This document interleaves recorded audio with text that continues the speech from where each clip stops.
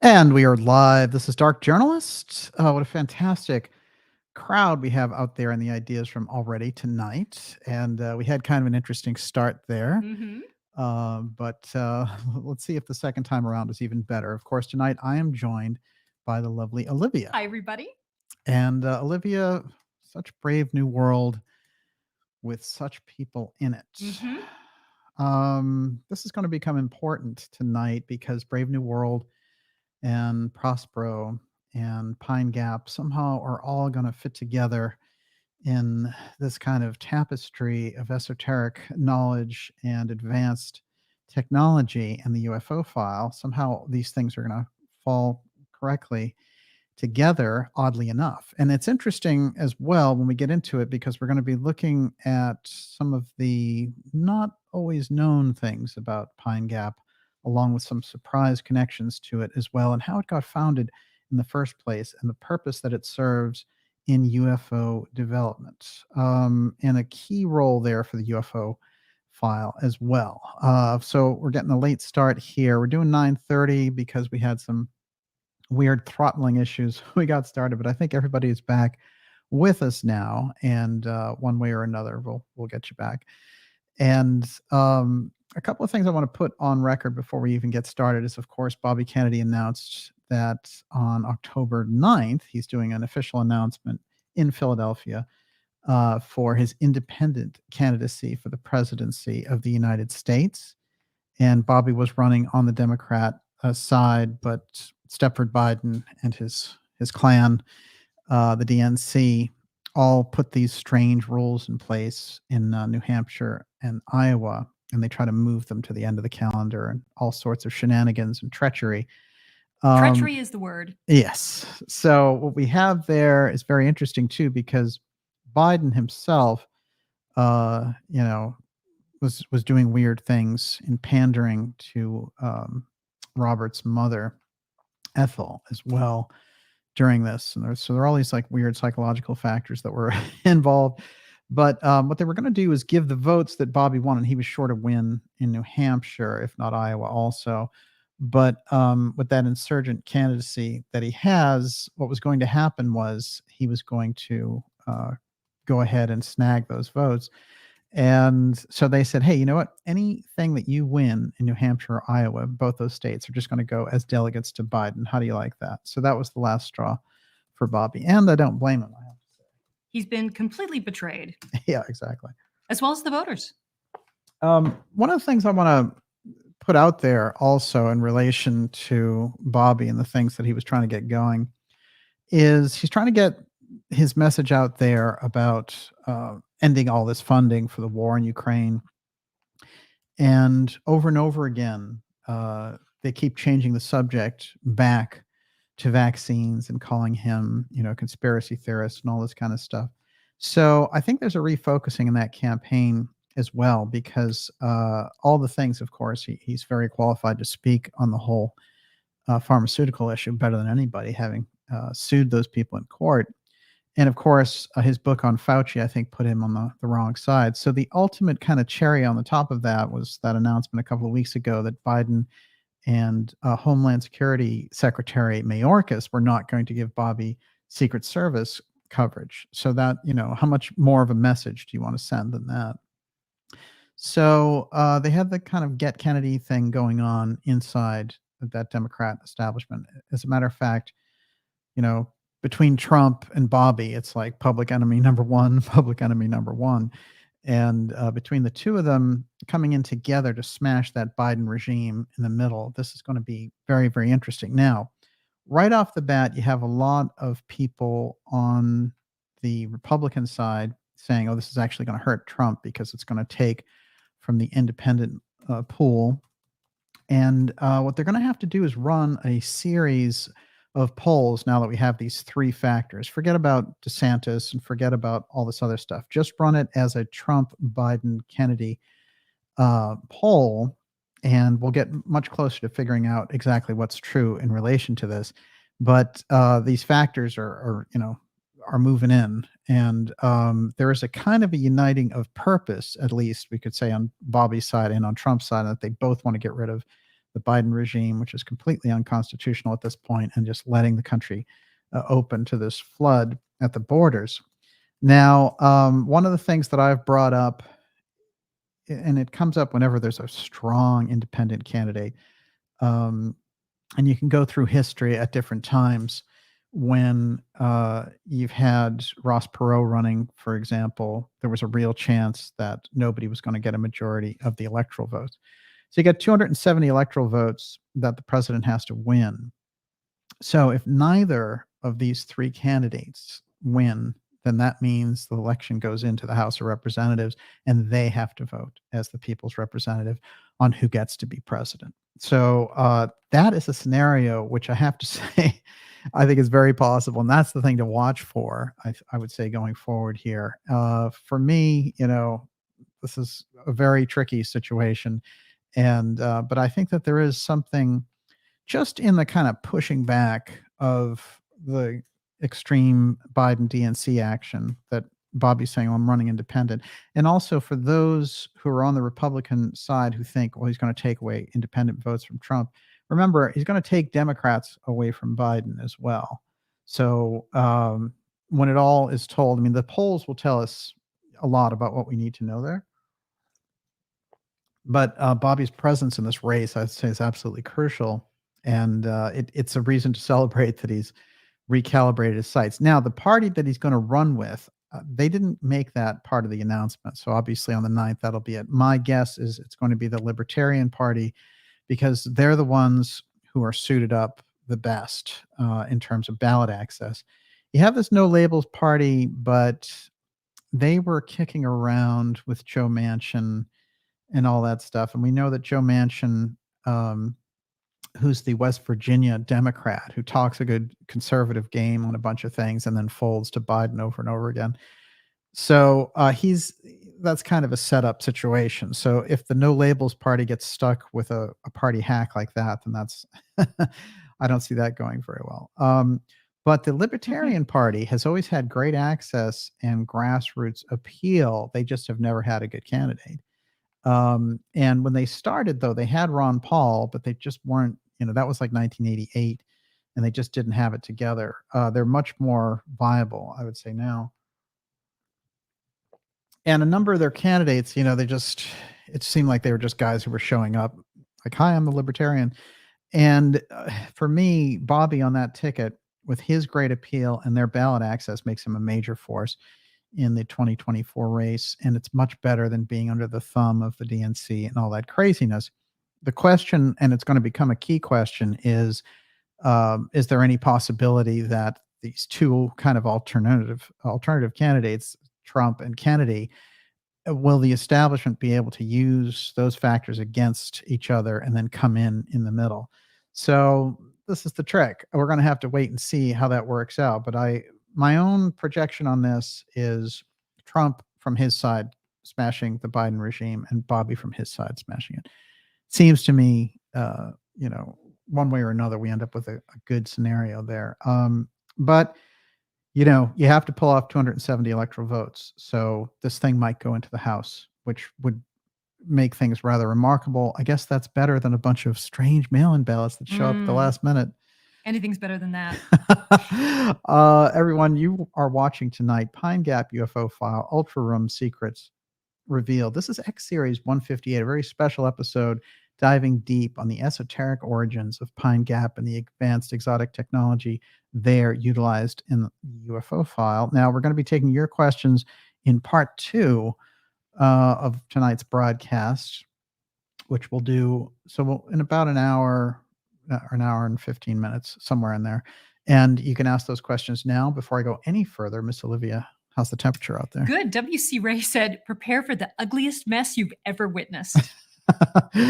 Meaning in relation to the election. Well, yeah, look, I think it's guaranteed. I prefer it that way. And now they are making moves because of Feinstein passing away. And they knew that was coming, of course. It's a bizarre thing that they were doing, rolling her out in her health state. But she has passed away. And so now they're going to have Newsom appoint a new senator in the interim. And he's not going to appoint anyone who's running currently. So that sets up a whole thing. Some people have theorized online, oh, he'll appoint Kamala and then he'll take over as VP and then Joe will step down. And they're going to do this whole rigmarole. There's no question that since they sent Newsom to the Republican debate, that they're up to something along that line. And Newsom may very well end up being who Trump and Bobby are facing off against. If that's the case, I actually prefer it big, bombastic, and crazy. I remember one of the worst elections ever gone through in history was the Obama Mitt Romney thing, where the only thing it seemed like they disagreed was, I'm going to have more Medicare than you are. No, me. I mean, presidential elections had become a joke by then. At least the 2016 election brought us into a different place and shocked the House. But by 2020, they were up to their old games again. So we'll see what we get this time. But I think the real focus of two very powerful voices who completely reject the current scenario, all the wokeism and the flood at the border, the inflation, the insane things that they're trying to do with the judiciary and the schools and everything else. The fact on many, many issues, in fact, although they're from different parties, Trump and Bobby are very much united. So that's also an interesting thing, which is you get down the road to a certain place in the election, and it looks like the only way they can win is by combining forces. That's going to open up something else. So we're going to be watching that speech October 9th in Philadelphia. Here it comes. It's Bobby bringing Camelot back, baby. And for me, Bobby is outstanding with the issues and really deserves a lot of the independent support because, there were some estimates that 91% of the independent media at the time voted for Trump in 2016. And I think it helped dramatically. So if you look, around going into 2024, there should be enormous numbers, I think, behind these two candidates. And I just want to say, to put this on the record, which is I've heard even from smart people, I kind of almost like a purist snobbery in relation to this. It's like, well, Robert Kennedy said one thing I didn't agree with from 2017, or some other thing in relation to Trump, whatever it happens to be, stepping up to get rid of the Biden administration has to be almost like a duty of humanity at this point. So I would say, put aside whatever it is and choose to get behind either Bobby or Trump and do something with this. And, I think the people who were saying, oh, presidential elections don't matter, don't understand the dire situation that we're in. For example, Trump in office right now could seal the border and seal it tight. That's a huge difference right there. That's preventing 10,000 people a day from coming in and swarming these cities. And God knows the kind of ops that they're looking to pull off by doing that. So it's huge. You have a body politic, and I understand the arguments around government in general. But in that body politic, the head of the body is the president. And you can't say, well, I have some local thing over here I'll get into, and just leave it at that, because that leaves the entire process in the hands of these madmen and the weird committees that are running these brainless um, kind of in the case of Joe, I mean, I think everybody not only in America but in the world Yeah, knows absolutely. what we're dealing with. So therefore, I mean, how does that make America look? Everyone knows he's being run by committee because there's nothing left in there to make any decisions. And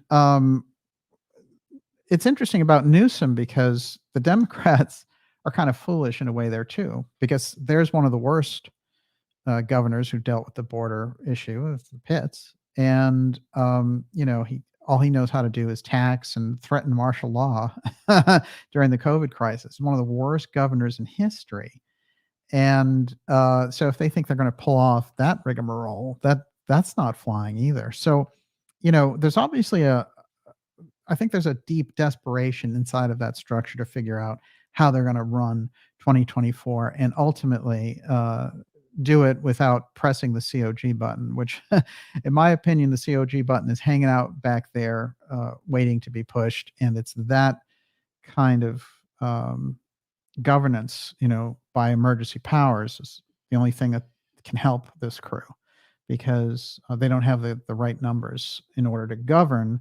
So through emergency powers, they can get quite a lot done, in fact. And there's a series of different types of emergencies, from cyber hacks to UFO invasions, of course, the alien threat. And so, this is on the table right now. They're looking at these things. They're seeing those swarms of numbers of Trump supporters. They're seeing Bobby surge and now going independent. And their own party, what do they have to offer except chaos, inflation, and madness, basically? So seems to me that the emergency card is in their deck. Everyone, you're watching the Dark Journalist show. Okay, we're going to dive in now to Pine Gap, UFO File, Ultra Room Secrets Revealed. The Let's get Ultra to it. Room. The Ultra Room, right? There's a kind of a ring there. Of course, there's MK Ultra hanging out in the back. There's a room there at Pine Gap, which only certain people are allowed into. And by the way, even though it's in Australia, no citizens of Australia are allowed in. How about that? Only Americans. How does that make any sense? Let's get a few things oriented about where we're talking about. And Australia in general has a very interesting, rich, and bizarre history when it comes to the UFO file. Some of the most incredible cases come out of Australia. And I think there's a very developed sense there about the UFO file, which doesn't have that heavy filtering or marketing that goes on in America and the UK around this subject, which really gets intense. One of the most interesting cases, and I'm going to tie this up to Pine Gap, is the case of the 20-year-old pilot, Frederick Valentich. And Valentich is a very interesting character because here he is in 1978, and he's developing his pilot license. He's done all these flights in the area, but he's only 20 years old, and he's aware of the UFO file, interestingly enough. And there's actually an odd connection with his dad finding classified documents before his disappearance, in fact. We have something in the case of Valentich, which is an unexplained sighting, an unexplained disappearance, and then, what it appears is actually his interaction with the UFO causes him to disappear. So this is a little unusual. We have abductions in history. You have things of this nature, but you don't usually get a case where the pilot actually disappears, and while he's on a live broadcast back and forth. And he's actually giving a description of what is chasing him, and it's this large green lights on a craft. And the craft, he says, is about 4 times as big as his plane, his Cessna. Interestingly enough, over the years, a number of people have surfaced who have were watching that day and said, "This is what I saw," and they saw this thing following Valentich. Now, there's something odd in the series of messages that Valentich gives also at the end. But there he is, shot with him in his Cessna shortly before he takes off. And, it's interesting because he had made this journey back and forth to Kings Island over and over again. So it wasn't anything new for him, and it wasn't any rookie panic or anything like that. And the person who he was communicating with at the base was giving him, regular directions and everything else. And then suddenly he says, there's a craft following me. I'm going to read that transcript as well. But Valentich disappeared at the age of 20, and they never found any wreckage from his plane. And he was being chased by this object at the time. Now, there's a lot of unknowns in this case, but let's just read here part of the Melbourne control going back and forth with him. So they say, "What type of aircraft is it that you're seeing?" He says, "I can't confirm. It has 4 bright lights, appears to be landing lights. Aircraft has just passed over me about 1,000 feet above." And then Melbourne, is it large aircraft confirmed? Valentich, affirmative. At the speed it's traveling, are there any RAF aircraft in the vicinity? And the answer, negative. And then he says, Melbourne, it's approaching from east towards me. It seems to be playing some kind of game. Flying at the speed I cannot estimate. What is your altitude? 4,500 feet. Can you confirm that you can't identify the aircraft? Affirmative. So they're completely confused by what's out there. Nothing's supposed to be out there with them. He says, it's not an aircraft. And then the transmission is broken up. And then he says, they say, can you describe the aircraft? He says, it's flying past. It is long range. Cannot identify more than that. Coming from me right now, it seems to be stationary. I'm orbiting, and the thing is orbiting on top of me also. It has a green light and sort of metallic light on the outside. It just vanished. And then the control says, can you confirm that it's vanished? He says, affirmative. Do you know what sort of aircraft I've got? Is it military? They say, no, there's no military aircraft in the area, 7:12 p.m. Then Valentich says the engine is rough idling and is coughing. The control says, what are your intentions? He says, I'm proceeding to King Island. Unknown aircraft is now hovering on top of me again. So then they go back and forth. And at the end of this exchange, he says, it's not an aircraft. And that's it. And then you have this weird static. Now, it's interesting because Valentich gives us some odd things there about the green color, and the thing is playing games and sitting on top of his craft. So whatever it is that's tracking him is nothing he's ever encountered before. Now, there are some people around the research field who have tied this into some of the experimental craft coming out of Pine Gap. It's in a different part of the country, but they use that coast for experiments and things. Now, one of them is Standeo, who I want to say there's a couple of interesting things about Standeo, which is he had the ability to interview John Trump just before John Trump passed away. And that gets us into an interesting area. And I have an interesting little tie-in there. But I got a chance to speak to Stan impromptu on a talk show, I think around 2017 or so. And we had a very interesting back and forth. And he's always done very interesting and unusual work, especially in relation to things like Area 51 and Pine Gap. Now, here's some of what he surmised from this. And he says, quote, was the reason Valentich said the UFO was playing a game and making passes because he'd inadvertently been caught in the craft's field, like an iron filing attracted to a magnet that has swung past.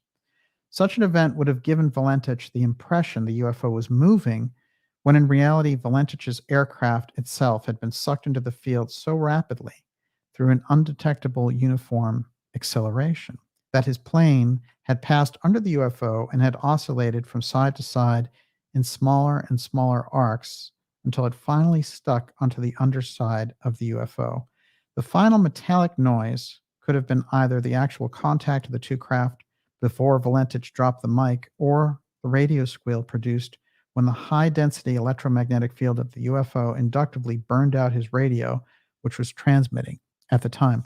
So it's a very good explanation. And what's interesting is one of the unusual stories that came up was a witness who was a farmer who at the time didn't say anything because he didn't want to get involved. But he said that hovering over his farm, which was close to the site where the plane disappeared, was this huge green craft, and that was egg-shaped. And on the side of it, it had this plane stuck onto it. And he said, I even think that the plane was leaking oil, leaking gas. And so he watched this, and he said it was there for about 10 minutes, and then it took off. So this thing was hovering again after basically capturing or merging in with Valentich's craft. Now, that story remains unexplained, but a number of people, photographers, have even caught a shot of it while it was happening, and it's kind of blurry on there. But basically, again, it was that thing about a family driving and then seeing this thing up in the sky, and it was following a plane until it came over it, kind of like a cloud. And so this is an unusual crisscross here. There's a heavy, heavy presence in Australia around the UFO file and reportings of craft. And if you go back to that area around Alice Springs, which is the support city for Pine Gap and is about 10 miles off, and mostly populated by American staff of Pine Gap, you're going to find all kinds of UFO stories going back to World War II there, far long before Pine Gap was made as a base. So, who was generating these sightings? Obviously, there was something else, something here from somewhere else already. Everyone, you're watching the Dark Journalist show. This is Pine Gap UFO File Ultra Room Secrets Revealed. It's X Series episode 158. We're joining you here a little later than usual because we had some fantastic kerfuffle going on at the beginning. And we're going to take your questions in part 2 of this episode. We have so much to cover. There's a whole section around the esoteric implications of Pine Gap, how it was set up, and how does Prospero and Shakespeare roll into that. I'm going to tell you here, and we're going to explore it even deeper and see what steganography is involved in making up of all this. I also want to remind you, especially if you're new here, to go to darkjournalist.com and sign up for our free newsletter. It keeps us in touch and gets around all the incredible censorship and other hijinks that go on when we're trying to bring these stories to you. But that's a free newsletter, and it lets you know the incredible shows that we have coming up for you, documentaries, X-series episodes, incredible interviews, etc., and events that are all right there in the newsletter. So you stand up and be counted first, and you're going to be able to get all of that information right at your fingertips there in the newsletter. So take that extra 30 seconds and go to darkjournalist.com and sign up and make sure we've got you on there. I did say we're going to take your questions in part 2, so we'll get to that in about 45, 50 minutes here. Before I go any further, Miss Olivia, you're up. Nena says Pine Gap area was noted in Aboriginal legend as a place where you had to keep your children particularly close and make a big fire at night. Sightings still go on today. Yes. Oh, yeah. And what's interesting, that's true. There's a lot of lore around there. There's all kinds of very esoteric wisdom traditions among the Aborigines. They know exactly, the whole star people aspect. And they also know how the interference goes on our side. But there's a very famous movie that's called Where the Green Ants Dream. Actually, it's Werner Herzog, and he went there and figured out that these tribes had a mythology that dealt with. There was an aspect, a place there in southern Australia where these green ants would go to dream of the future. And so all the development that was going on was forcing the green ants off. And so they didn't have this place to go and dream. And so there was going to be no future. And they were organizing about it. But there's a lot of lore. There was a book that came out a number of years ago called Songlines, which gets us into that whole Aboriginal seeing things into life. So there's a deep, deep shamanistic tradition there in Australia already, and in the outback it's particularly potent.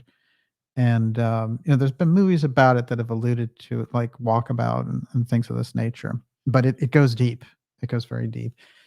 On the UFO side, it's particularly interesting because if you read some of those early reports before Pine Gap is set up, you get some impression of why they may have put it there, and also how where they located Pine Gap goes directly into the end of the Kennedy administration, although it's technically set up in 1966.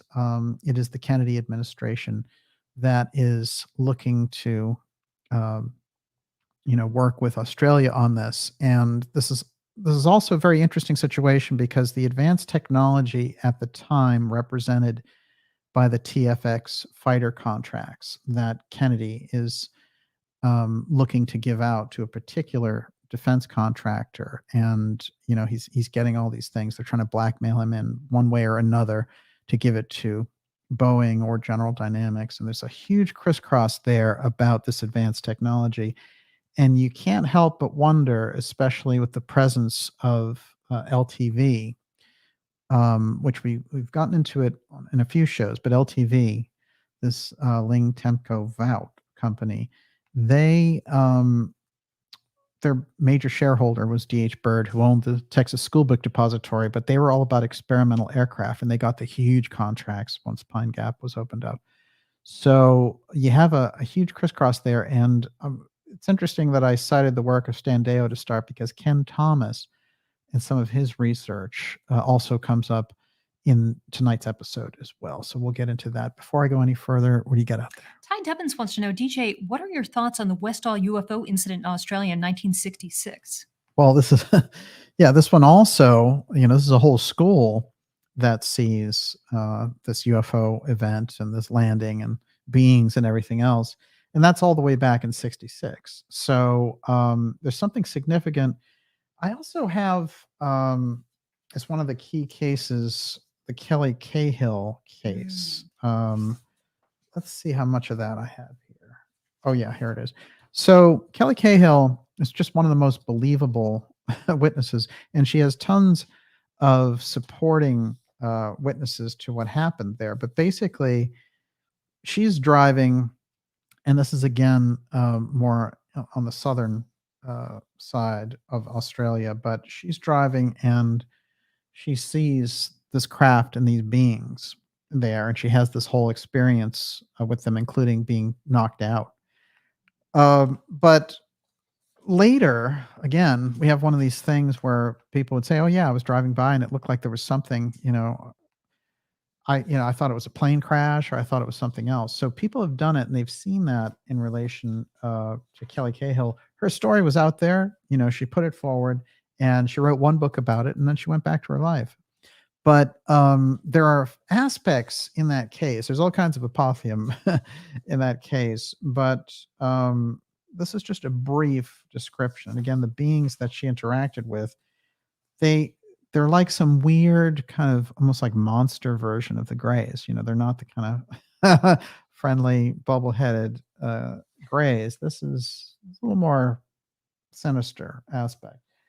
According to Miss Cahill, she and her husband Andrew were driving along the Belgrave Hallam Road in Narre Warren on that fateful night in 1993. They were en route to a friend's house when Ms. Cahill saw in a paddock a row of 5 or 6 large orange lights of a distinct circular shape, like nothing I'd ever seen before, she wrote in her book.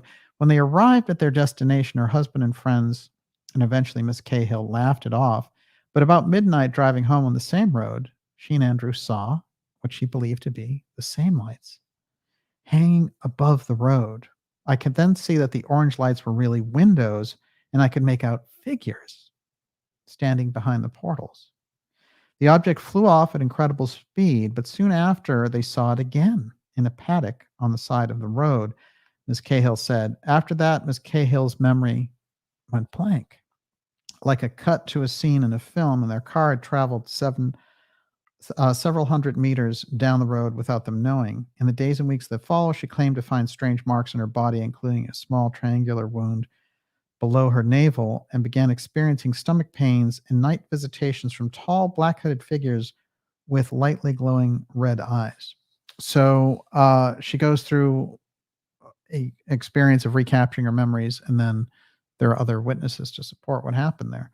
Now, what's interesting is in most abduction scenarios, there is, this kind of idea of you're going to be doing some tests, and you're paralyzed, you're almost out of it. It's almost like a drugged state, but it's kind of an alternate reality. And very rarely do you find the kind of menacing qualities that are in Cahill's story. And whenever we get to stories around Australia, I feel like this is going on. It's as if we have some kind of collaboration going on in the deep programs, and that whoever is manifesting them are manifesting an almost human contempt for the people that they're dealing with. But in her case, listen to this. Have you ever heard this in a UFO case?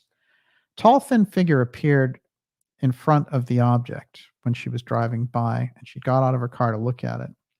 And this figure in front of the object, and Mrs. Cahill heard in her mind its thoughts, let's kill them. Now, you don't hear What? that very often when it Wow. comes to aliens. More beings appeared, unleashing an energy force that knocked Ms. Cahill to the ground as she screamed to her husband, they've got no souls, they're evil, they're going to kill us. And that's where her recollections end, but not the story. And so you have all this kind of around this case, this very, very menacing quality. Now,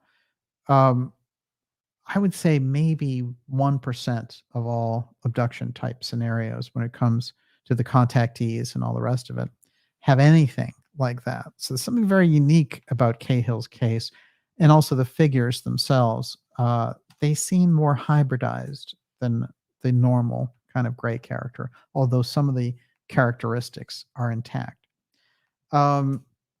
Now, Can I ask you a question? yeah. How did she remember that? Was it through hypnosis, or did she always recall the abduction scenario? No, she had the whole kind of missing time Mhm. aspect. She had to recover her memories. But what's interesting is when she went out to look at the beings and the whole thing, there were other cars who later would corroborate she was out there and looking at what they thought was like a plane crash or a large bus. So, there's a lot of corroboration that she was out there. In terms of her own reaction to it, I mean, their very appearance could have scared her so that she thought all these things. But nonetheless, you get a lot of cases along this flavor in Australia, oddly enough. Let's take it a little further. Now, let's talk about the base a little bit. That is Pine Gap itself and what it is. And how the kind of almost sinister aspect of the whole alien story comes out of this advanced technology base, very much acting like an Australian Area 51. But oddly enough, there's a lot of evidence to suggest that Area 51 would not have the same type of legal protections that the Americans would have in a foreign country. And that's why the CIA exploited, through things like the Nugan Bank and other endeavors, our relationship with Australia, because it was much harder to prosecute. And in the sense of developing advanced technology, it's perfect to have it there in Australia, beyond the reach of a lot of the legal aspects. And in fact, as we go along here tonight, we're going to find out that one of the prime ministers of Australia, Gough Whitlam, was removed specifically because of his resistance to Pine Gap and his desire to get rid of it and get rid of the spying apparatus that's associated with it. Remember, if we go back and kind of look at the outline of how Pine Gap was developed in the first place, we are looking at something that was originally a space cooperation center. That's what its original purpose was. It was space scientific research. So they turned it into a gigantic Five Eyes spying base, and which is probably what it was all along. But nonetheless, its relationship to the space program is also going to take us to interesting places tonight. Okay, so we'll stick with Pine Gap. That's the actual facility there as we get along. So, what time period was this built in? Well, 1968 is when they actually have it operational, but 66 is its development. And as I said, at the end of the Kennedy administration, they're already working with Australia around this. What's weird is that Pine Gap already has a UFO history, as Alice Springs and that whole area in the north. So it gets us very interesting places. Now, what's interesting is there's a crisscross between the research that Danny Casolaro did around the octopus, and Casolaro being this journalist who was bumped off because he got too close to some of these deep state activities. But what's not often cited is that he was getting close to research around Pine Gap. And this could have been part of the incredible volatile mix of what happened with Casolaro. In the book, The Octopus, which is just a series of diaries of Casolaro and pieces of research put together by Jim Keith, we have some kind of interesting links here. So Keith follows up and says, little suggests that Casolaro knew of the Chrisman connection, speaking about something else, or of the significance it might hold for what he already knew about Area 51 and the other secret air base that held his attention, Australia's Pine Gap.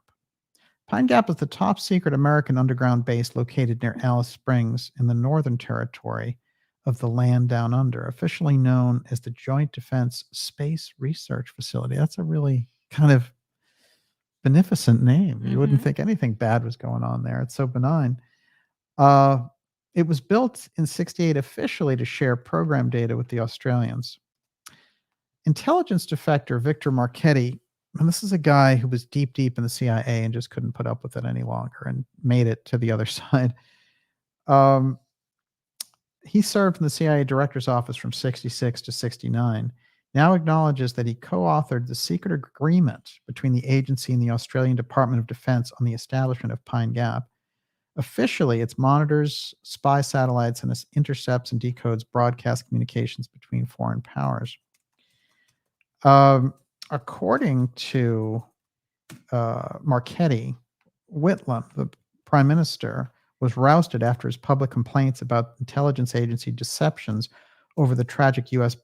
Policy in East Timor and the CIA's funding of Australia's right-wing Country Party, as well as his opposition to Pine Gap. Now, Whitlam, it's very interesting, and there's a story here, kind of a subplot that I'm just going to give kind of a 60-second capsule to. So Prime Minister Whitlam was against the CIA presence in Australia. Now, Richard Nixon had big plans for Pine Gap and was utilizing this reversed engineered technology in Pine Gap and developing an entirely new energy source. So in 1974, and there's a series of references to Nixon's plans to do this because there was something in 1973, the year before Watergate, called the Arab oil crisis. And it just drove all the oil prices off the charts. So they started to think to themselves, we're going to have to release some of this advanced technology on the U.S. side. Oh. Yeah. And so we had this with Nixon. It's interesting, too, because Nixon at that point had, as we've pointed out on this program, supported things like UFO documentaries. And I had a whistleblower on this program say that he put aside information relating to the UFO file in a time capsule in the White House. Now, Nixon also ran CIA Blue Book in the 50s when he was under the Eisenhower administration. And so the public got, the sloppy seconds of Project Blue Book, and CIA Blue Book had all the real stuff, and Project Blue Book had like, well, that could have been Venus you saw, and all those types of things, and swamp gas and all that. So it's interesting when we get to Nixon in the 70s, because apparently, if you dig into it, there's a desire there to run for a third term. Now, presidents after Roosevelt had been prevented from running more than 2 terms. It had been placed there as a constitutional amendment. And of course, we can only have presidents run 2 terms now. But Nixon wanted to get around this, and he thought for the bicentennial year, if he had this new energy development developed at Pine Gap that he could release to the world, he'd get this opportunity to do this. So we have a lot of factors going on, and what happens is Nixon gets ousted by the same group that helped put him in originally, and he becomes an enemy of the CIA and the deep state at that point. A year later, Gough Whitlam, who's the Prime Minister of Australia, is ousted. So we have people who are, opposed to the CIA plans around these things getting dethroned in a very short order. Gough Whitlam is interesting also because the way that he is dethroned is unusual. They'd never used it in the history, but there was a loophole in the Constitution in Australia, and the Governor General sent in by the royal family could say, "You're out." Basically, it doesn't matter if you won the election, I'm dethroning you. And that's what they did. They used this rare 200-year-old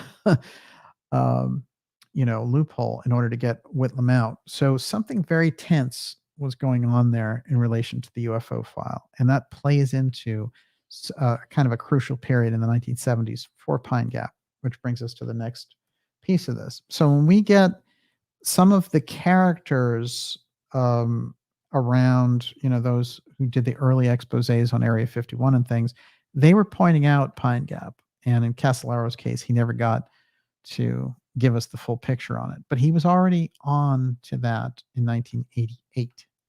So, before Lazar, before all those different things. That's important for us to keep in mind as we go. Everyone, you're watching the Pine Gap UFO File Ultra Room Secrets Revealed. This is X Series 158, and we're going deep here on Pine Gap. And there's a whole esoteric component that actually brings us to Shakespeare, Francis Bacon, Johannes Trithemius, the whole band, putting the band back together again.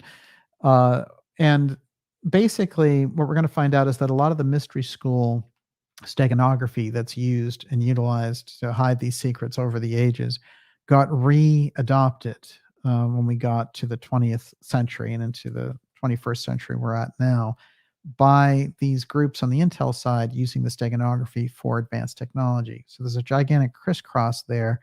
It's no accident that, the father of our rocket program, for example, was deep, deep, deep into this kind of Crowleyan occult version, and why there's so many esoteric and occult signatures around NASA.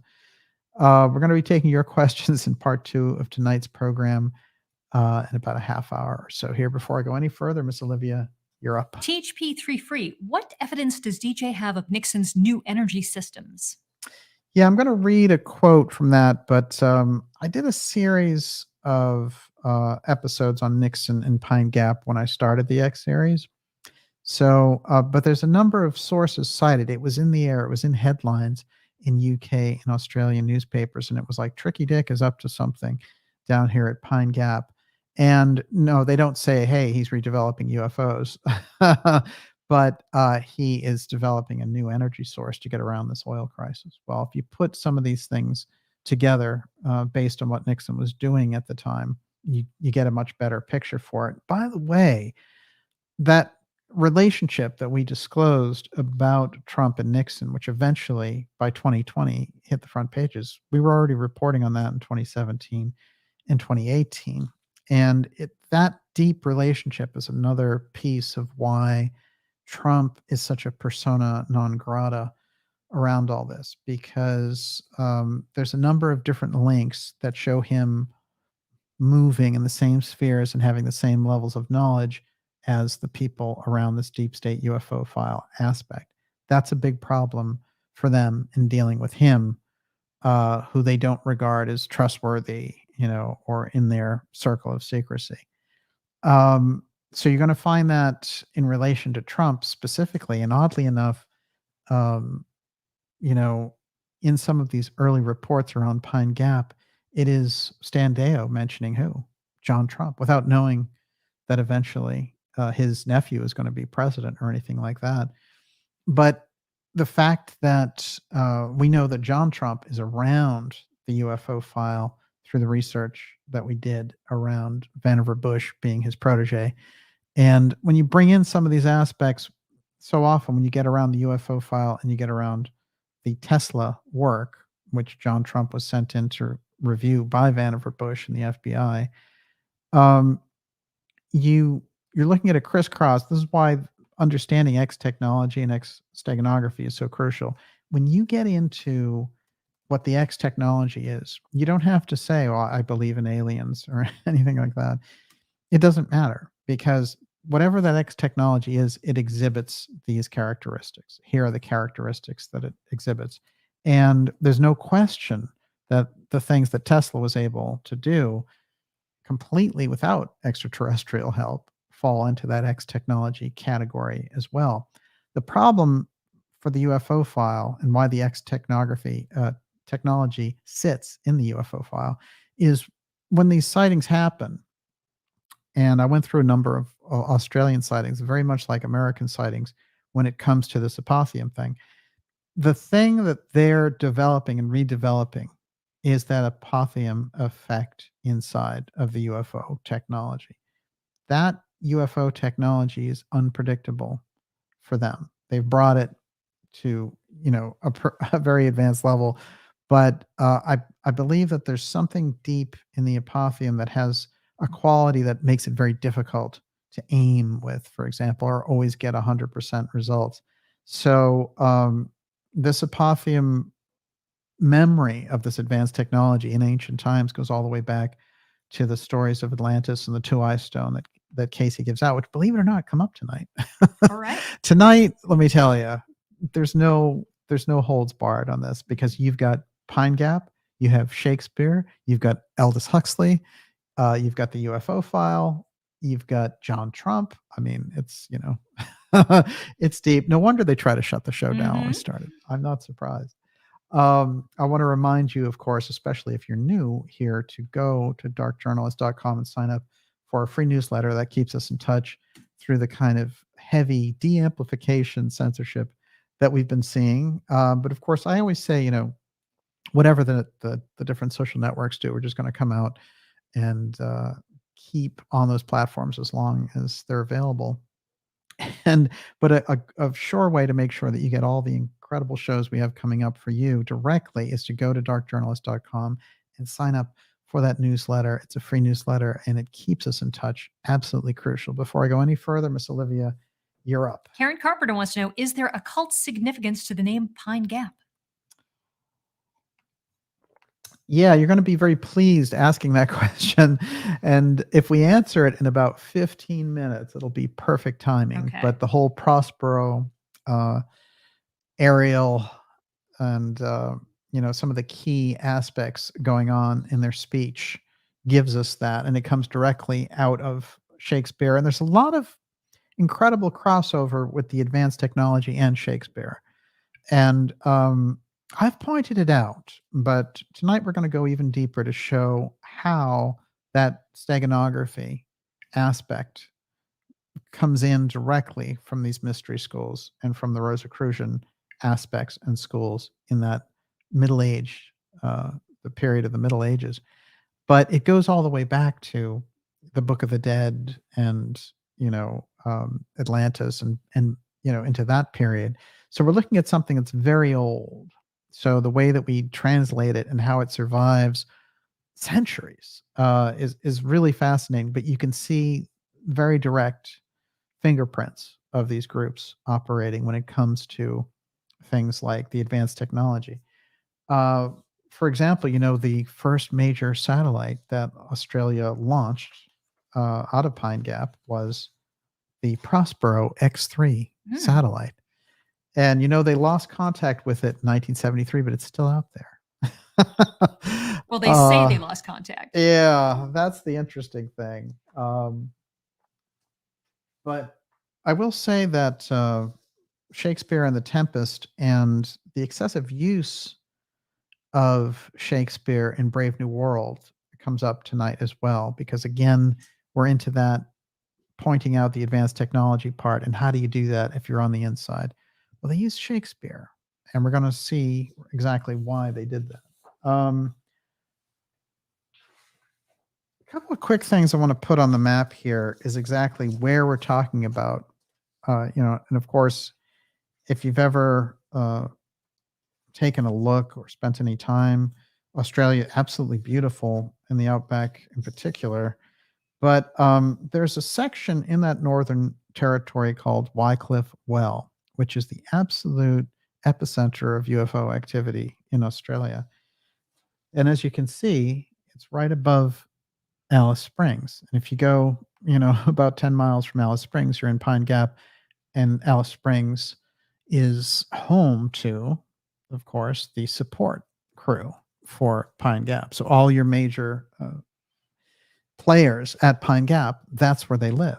And it's interesting too, because the very name Alice Springs brings us to this whole Alice in Wonderland piece. And whenever you get around Area 51, they call it Dreamland. You're always dealing with that apotheum reality distortion thing, and they're constantly referencing it.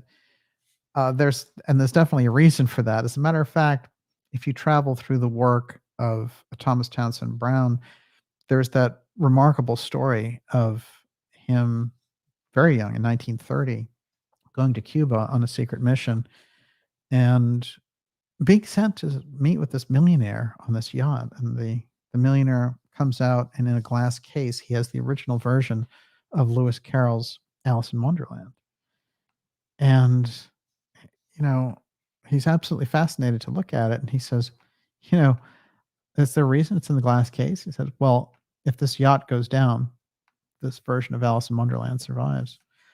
It's this kind of reverence for these very deep esoteric pieces of literature, which give you some indication of the crew that you're dealing with, shall we say. All right. Pine Gap, a target as Ukraine invasion raises nuclear war risk, Australian defense expert warns. This is the very real thing about Pine Gap, which is it sits in this strategically important place.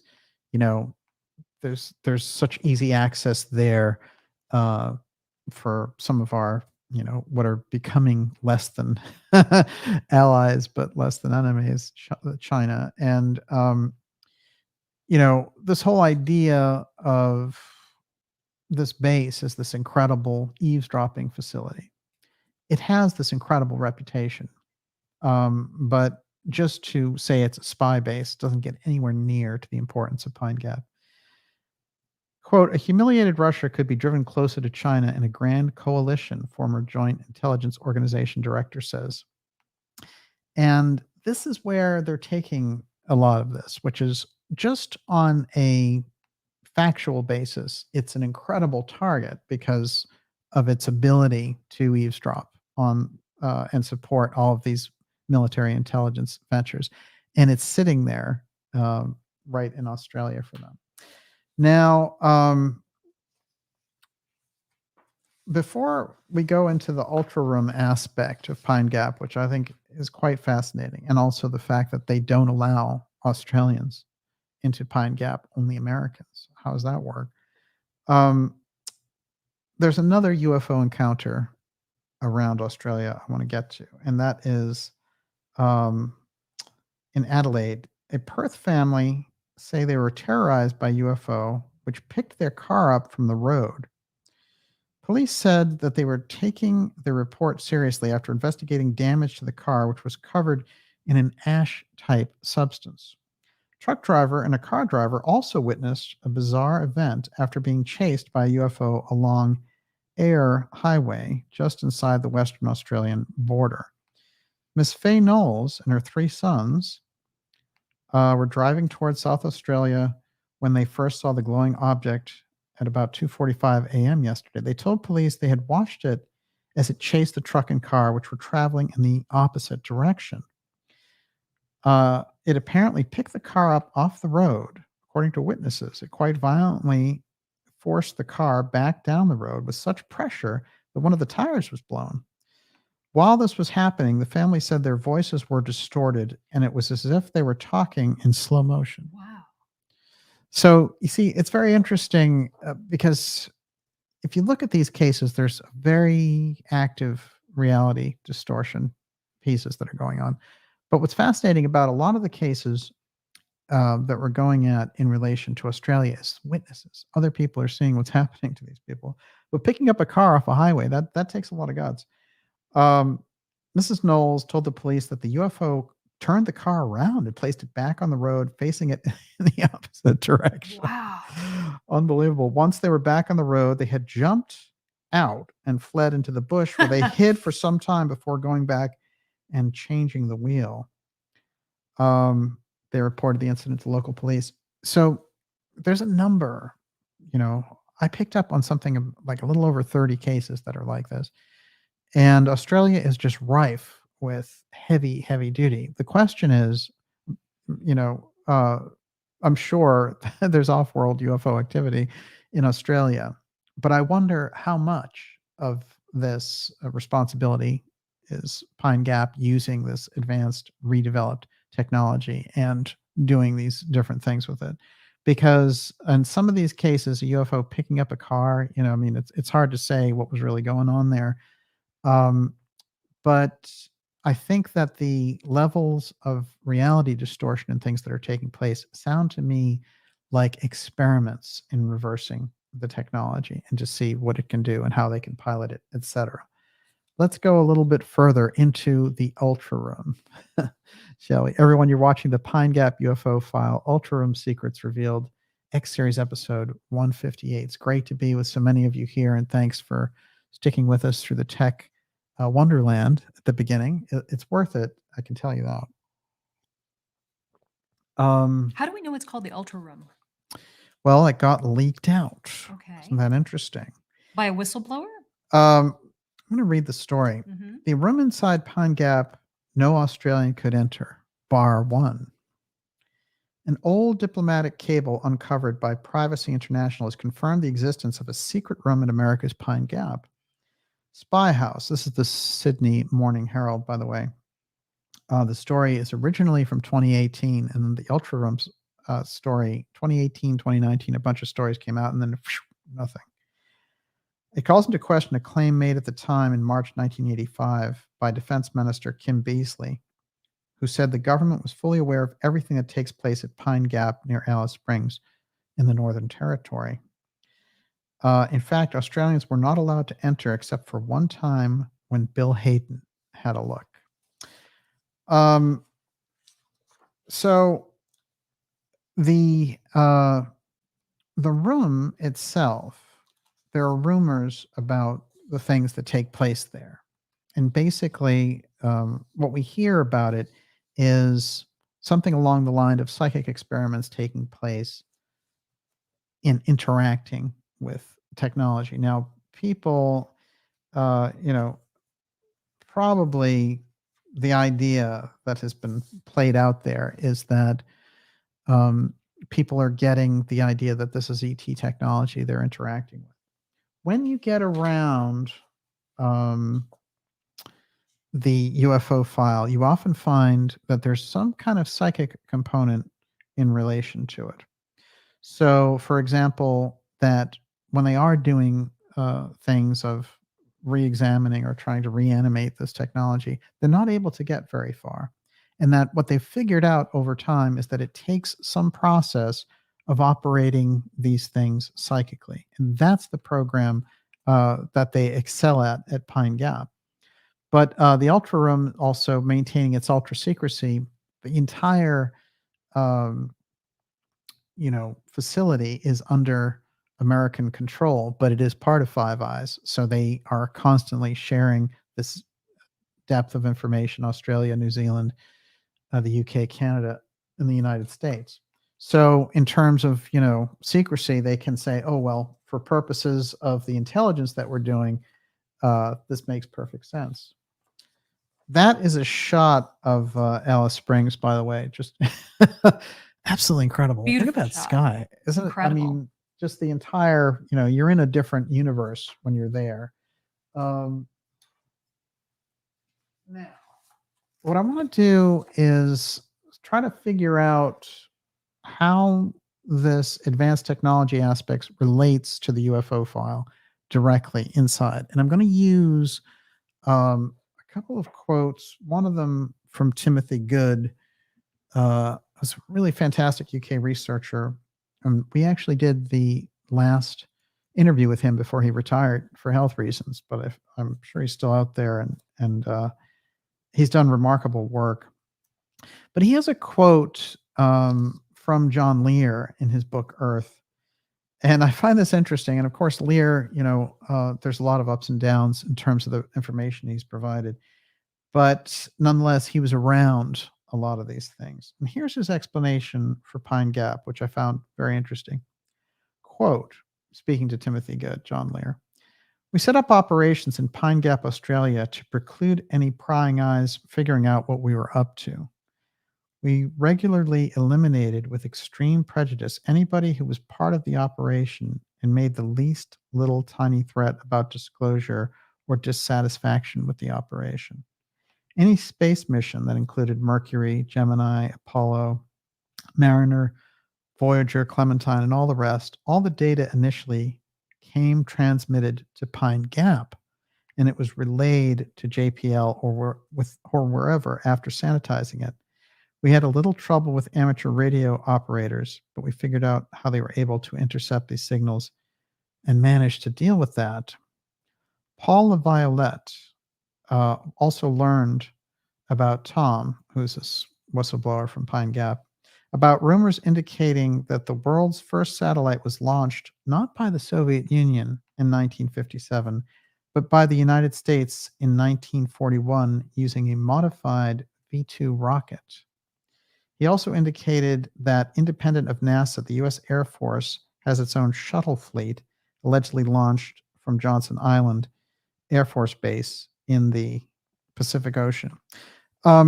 So there's actually a lot there to work with.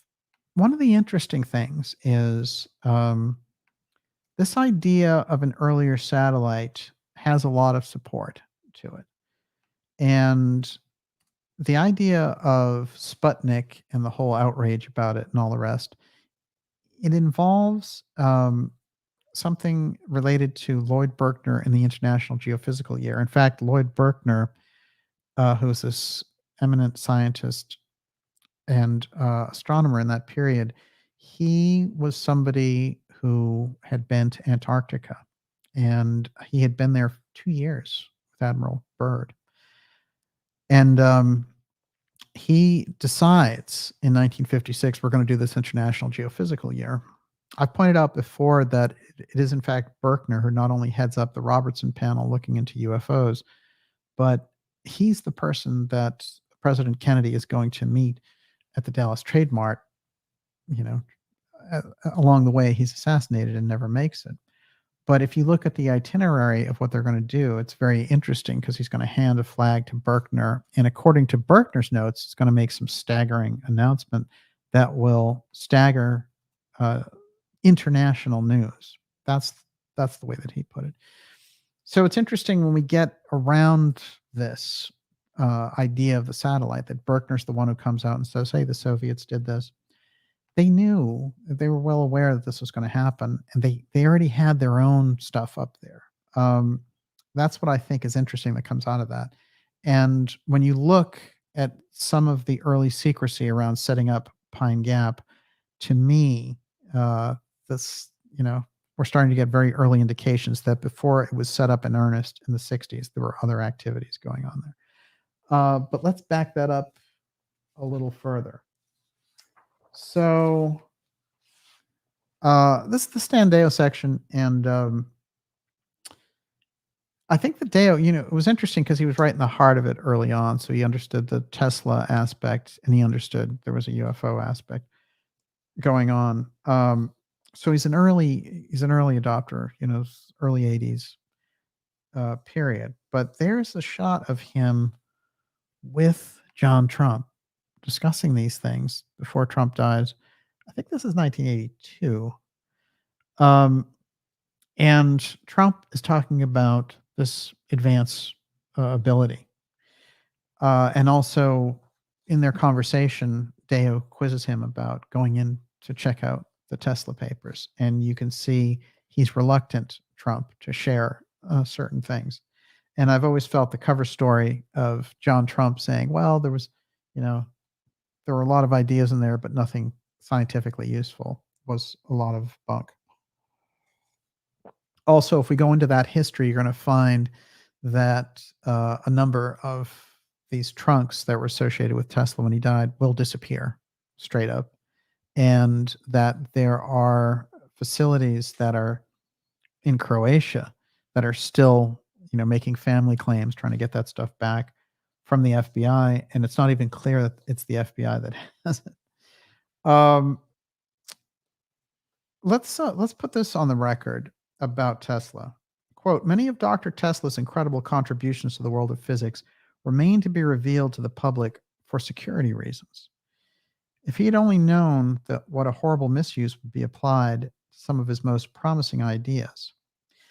Now, in 1976, during the month of October, a new kind of radio jamming signal manifested. The signal was triangulated and properly blamed on the Russians, who apologized profusely for low-frequency tests.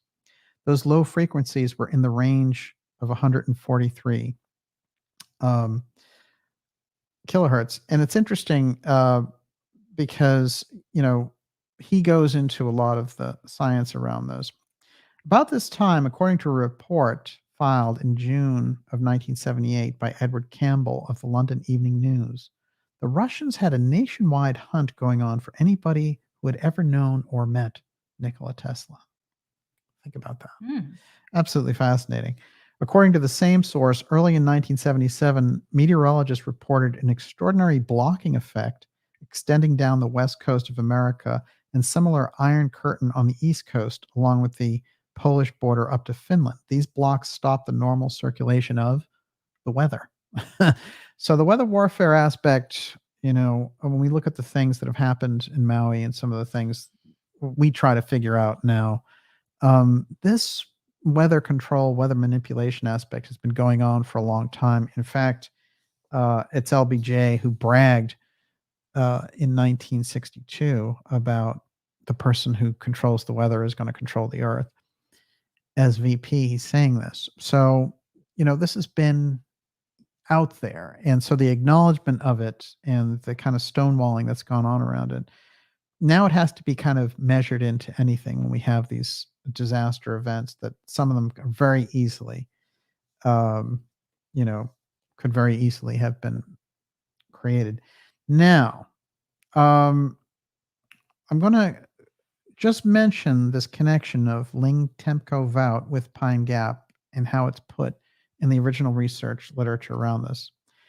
Quote, some of the major contractors and suppliers for the Pine Gap facility have been Collins Radio, which was owned by LBJ, Ling Tempco Vout, LTV, both of Texas, and IBM. It's also rumored that there's a super IBM computer system on a floating platform down the well underneath the facility.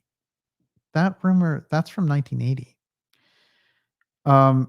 A VLF power transceiver and electric flying machines are not so hard to believe. Remember, LTV is an aerospace company formed as a conglomerate of electronics and aircraft manufacturing. So the fact that you have this experimental aircraft company right in the heart of the development of Pine Gap is significant in this sense, which is it's the experimental corridor of this TFX fighter contract that is a big showdown just before the JFK assassination that gets us into the black projects and development of America's Area 51 in Australia. Quote, if Pine Gap is an electronic power broadcasting facility, then the disappearance of the pilot, Valentich, may be related. Suppose that Captain Cathy's hypothesis of power grids circumnavigating the Earth is correct, but that the location which he picked for his grid poles were only part of several other grids themselves. If Pine Gap were then chosen as a grid pole, one would be able to make a very interesting observation. A compass centered on Pine Gap and extended to Perth will, when scribed about the Pine Gap center, form a circle from around Australia which intersects with the following areas. And as he goes through the areas, he goes through Perth and Sydney, and then he gets directly to King Island, which is where the incident happened with Valentich. That tie and, the picking that out was very interesting to me because the actual occasion of Valentich's plane being grabbed in his description, it sounds very much like he's in some kind of magnetic vortex rather than just some craft is chasing him. Let's just go a little bit further. The Nation Review, a national Australian newspaper, had some interesting things about Pine Gap in their May 17th issue of 1974. Quote, the Pine Gap Research Facility near Alice Springs has managed to keep secrets until now, one of the most unbelievable research projects in the world. The United States has been carrying out continuous research into electromagnetic propulsion, EMP for short, at Pine Gap since it was established in 1966. Nixon, former U.S. president, last year announced 1975 as a target date for the completion of the project. At that time, it was to relieve the petrol crisis. So, and there's the answer for that person who asked about Nixon. It's very interesting because this is around, it's in the air in the 1970s. You're finding things out about it, and what happens with Pine Gap is the longer, it's out there and the more heavy the secrecy gets to the point where it's very, very difficult to get anything about it now.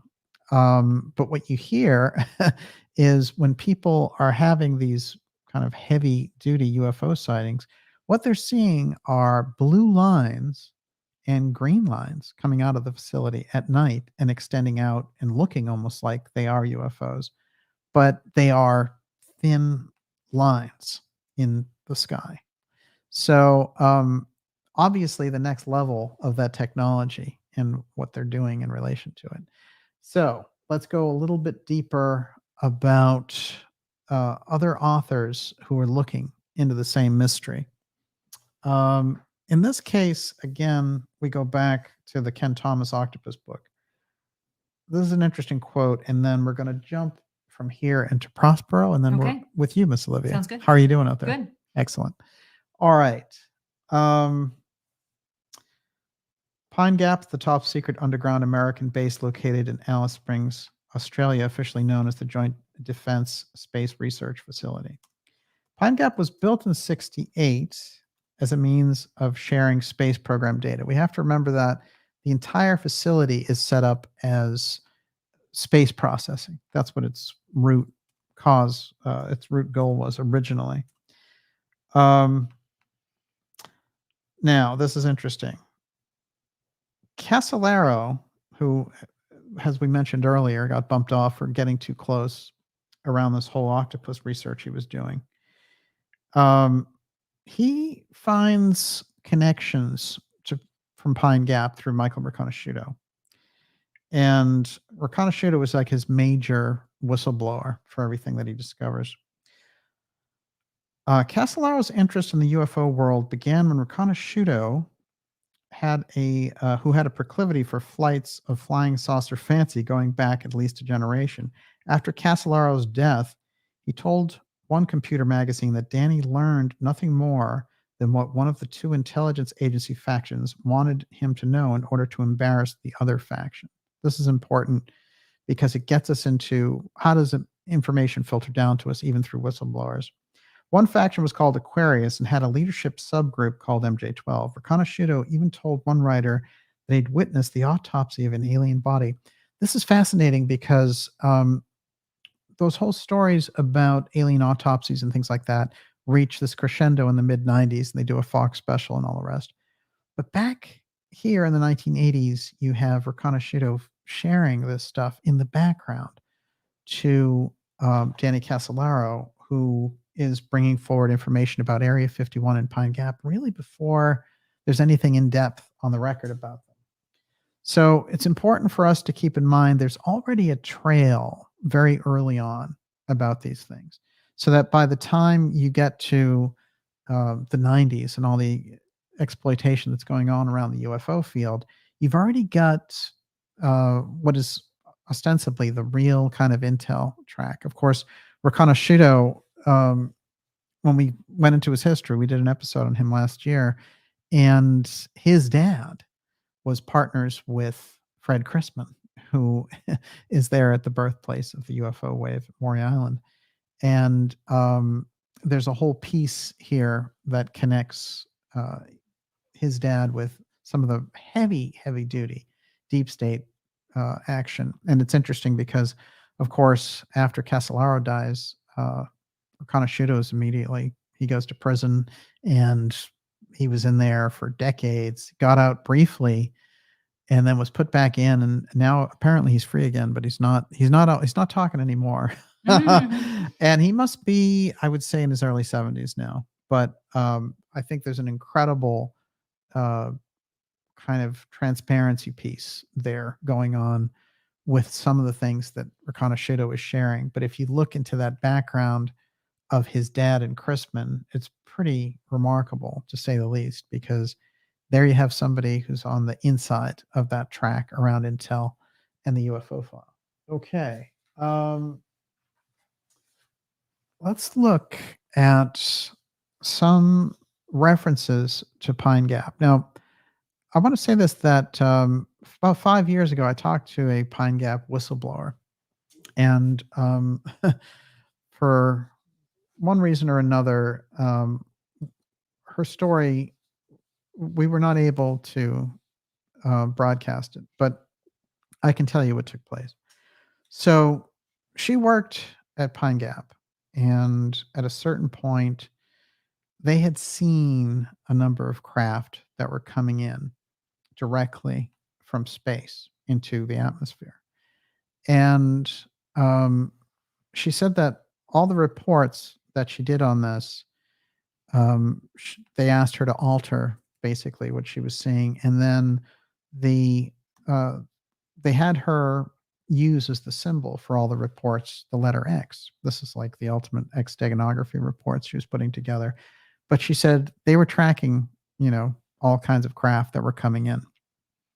So when you get stories around Pine Gap, you hear a lot of them. And in her case, they basically decided that she had shared this with a relative, and she got into some trouble about it. And then basically, they threatened her, and that was the end of that. But she did try to get aspects of her story out. So there are people who've worked on the inside of that, who've tried without violating any kind of security oath to get this information out. Now, there was a movie that was done in the 1980s called The Falcon and the Snowman. How many of you remember that? It had a great soundtrack. David Bowie did the This Is Not America thing. But if you go back and look Sean at that, Penn did a great performance. he's fantastic in it. What is the other actor's name? I forget his Timothy name. Hutton. Timothy Hutton, yeah. They were both extraordinary in it. And they get involved with sharing America's secrets because Hutton is getting this information about how he's in the middle of this secret facility, and he's getting this information about how Gough Whitlam, the PM of Australia, is being removed because of his opposition to Pine Gap. So it's an aspect there. And what's interesting is, if you watch the movie, when he's meeting with these other officials, what he'll do is he'll make an X with white tape, put it on a pole, and then they'll come and meet him. I mean, it's the ultimate X steganography right in your face. But there are hints around purposes for the base that have been out in public for a while.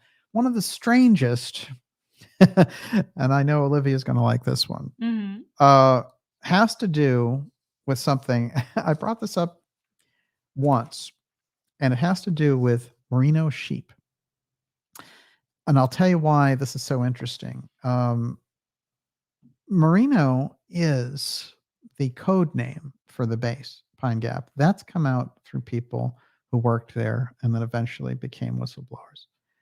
And there is that very, very unusual breed of sheep in Australia, which come from Spain, and they are merino sheep who have the most incredible wool. But not itchy. I can actually wear it. I got a lot of information from people in Australia about the merino sheep when I mentioned it. But I will say this, that there are reasons for using code names. It relates to some aspect that is going to be relevant, either as a name, as a notion, whatever it happens to be. But the idea of Pine Gap using merino as its name, there's a few things, which is it's a very rare mix of, it's like an ultimate breed. that they've created. So whatever kind of hybridization of technologies is taking place there, it was appropriate to say, we've got this incredible breed of sheep, and then it's the ultimate development, and then we make the best wool. So I think that that's really kind of how you can look at what they were doing there. And also in relation to the naming aspect of this, it seems to me using something that was local could actually be crucial as well. So now we get to what may be maybe the strangest part of Pine Gap, which is the name itself. There's a history of intelligence agencies using Shakespeare, but the way that it's used in relation to Pine Gap is specifically in relation to the idea of magic interacting with technology. And that, I think, gives us a big clue about what this facility is actually all about when you get right down to it. Now, this takes us into the mystery schools that are influencing the whole Shakespearean, the rise of Shakespeare and the presence of Francis Bacon, who, according to some of the best research, is more likely the author of many of the Shakespeare plays. But his direct connection with that Rosicrucian Mystery School and some of the deep notions like New Atlantis that America becomes founded on a couple hundred years later, we start to see the threads of these mystery centers of teaching. And in the actual prose, in the presentation of Shakespeare, we're getting so much, that comes directly out of these deep sources. Now, The Tempest is unusual for a few reasons. One, it's Shakespeare's last play. It's kind of like the farewell. And it's loaded with esoteric aspects to the point where everyone was convinced that it was John Dee that was being portrayed there as Prospero, the magician who is crashed onto this island and uses his magic to get revenge, basically. I'm going to use a couple of these phrases directly from The Tempest. And this is at the end of The Tempest. We have Prospero turning to the audience and saying, "Our revels now are ended. These are actors, as I foretold you, were all spirits and are all melted into air, into thin air. And like the baseless fabric of this vision, the cloud-capped towers, the gorgeous palaces, the solemn temples, the great globe itself, yea, all which it inherit shall dissolve. And like this insubstantial pageant faded, leave not a rack behind. We are such stuff as dreams are made on, and our little life is rounded with a sleep." So it's loaded with all kinds of imagery there, but there's a sense of things being there and not being there. So he's giving you that higher sensibility that there's something right behind the fabric of the reality that we're looking at. We find more in Prospero's dialogue, but when he gets to talking to Ariel, that's when we get the key around the naming mechanism for Pine Gap. And then we're going to figure out exactly why it's being used. Everyone, you're watching the Dark Journalist Show. This is Pine Gap UFO File, Ultra Room Secrets Revealed. We're going to be going deep with your questions here in about 10 minutes. And it's great to have so many of you with us here. We got a late start and had a fun ride to all the crazy tech nonsense at the beginning, but here we are.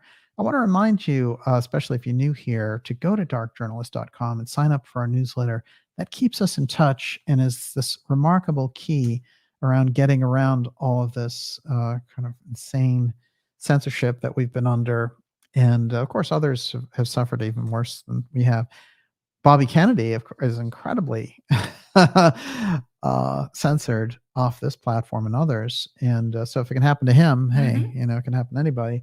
But there's a reason for that. And it's also that level of control that's being attempted around the course of these ideas. I often wonder if forces like that who want to centralize things and cut off the exchange of ideas and who were so good at that during the COVID op don't shudder when they see the kinds of back and forth that we have here on this show and in the ideas room. And for me, it's the very reason for that kind of censorship. They don't want us to get to this level of understanding with these things. So the best way and the sure way to make sure that you don't miss it is to make sure you're signed up for that newsletter. It comes once a week and lets you know the incredible shows and interviews. And we have remarkable stuff set up for October. And of course, I saw Joseph out there. Joseph, we need you back for October because I'm just about finished with the new book. And that is explosive. Fantastic, fantastic work. So we'll get into all that.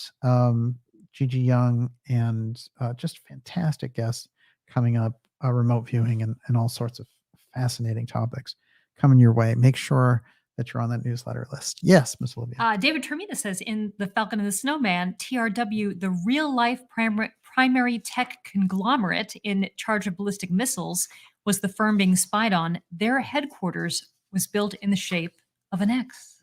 Oh, right. Wow. That is absolutely fascinating. Yeah, TRW, it's interesting when you realize those companies and the setup for a lot of this and the Hughes Aerospace companies, how we get to SpaceX and how we get to where we are now, Blue Origin and all these things. It's quite fascinating when you really see the roots of how this has gotten to this place and how a number of these companies are actually front companies for something a lot deeper that's going on. I mentioned this Prospero X3 satellite that was launched. There's a shot of it there. Prospero X3 was a British scientific satellite launched from the Woomera site in Australia above a Black Arrow rocket. It was used to conduct experiments to test the technologies necessary for communication satellites, such as solar cells, telemetry, and power systems. The satellite, originally named Puck, which is also a reference to Shakespeare, was built by the Royal Aircraft Establishment. It was launched on the last flight of the Black Arrow rocket. And then what happens is it gets into trouble and its onboard communications fail in 1973. And but it's still hanging out there. It's out there, and I guess it comes back by 2070. It's interesting because if you go and you see what the other satellites they launched right after that from Australia, the other one is Ariel, who is the kind of aerial spirit in Prospero's Tempest. Now, it's interesting because Shakespeare gives us a lot to work with, or the mystery schools that are behind him give us a lot to work with. Around this time, and I get into steganography so much, but around this time, Francis Bacon is being put out there as there's a crossover with him and Shakespeare. And people start to figure it out over time based on the fact that there's all of the steganography in the works of Bacon and in the works of Shakespeare that crisscross. Let's look at the key naming mechanism and the phrase that'll go on there. Now, a confession here. My mother, one of her favorite artists in the world is Marc Chagall. So whenever, memories of my childhood, there's all the Chagall stuff. But here is Chagall, and it is Prospero freeing Ariel, the air spirit, out of the cloven pine, which made a gap. So the Pine Gap is directly in the Tempest.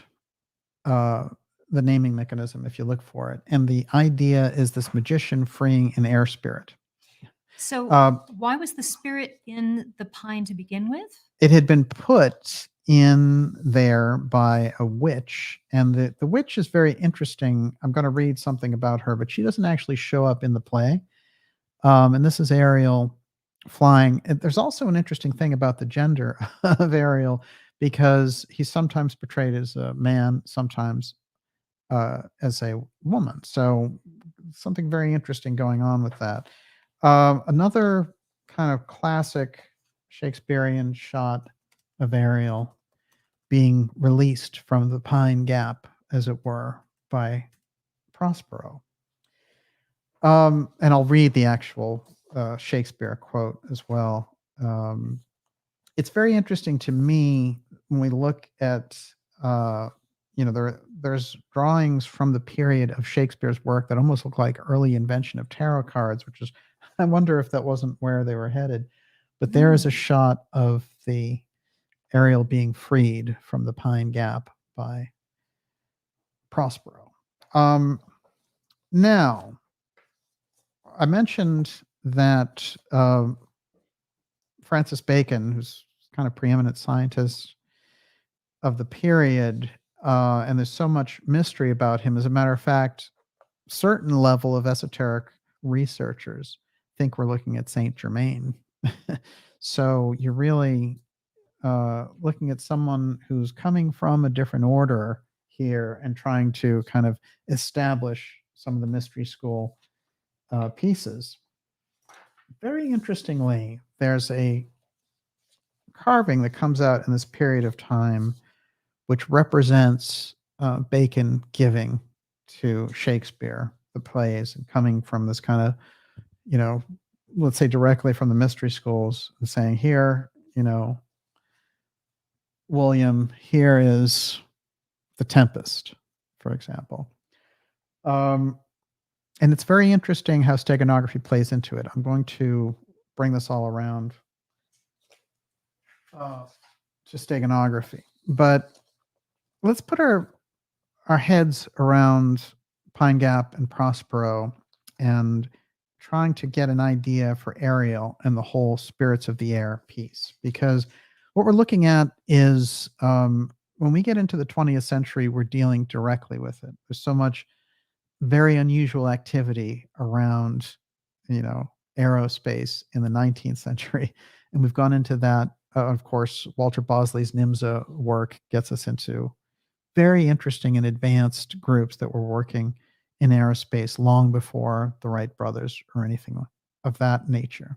So it tells us that somebody has kept the secrets of flight in these schools, in these groups, and they're reactivated in a sense rather than rediscovered later.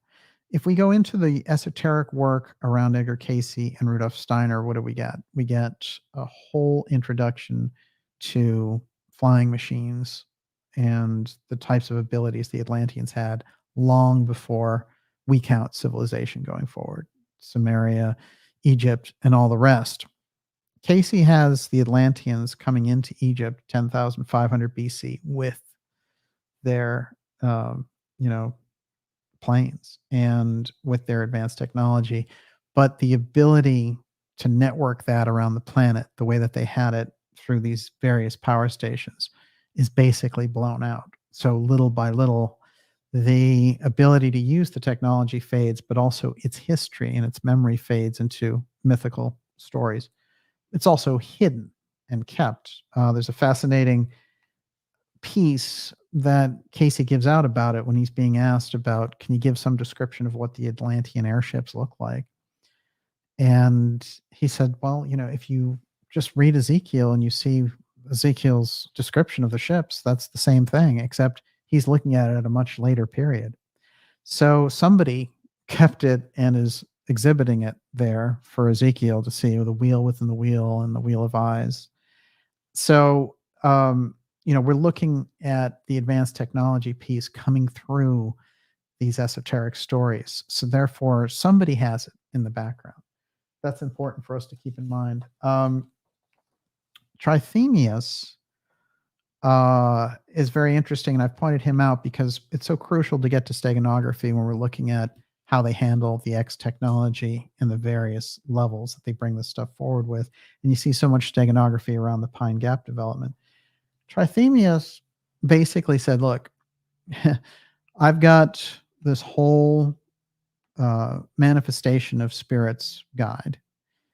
And he uses the term steganography and says, here's my entire guide to steganography. And they say that the codes and the things that are embedded inside of his work, steganography, um, basically, the idea was he had all of these different types of rituals and things for conjuring spirits.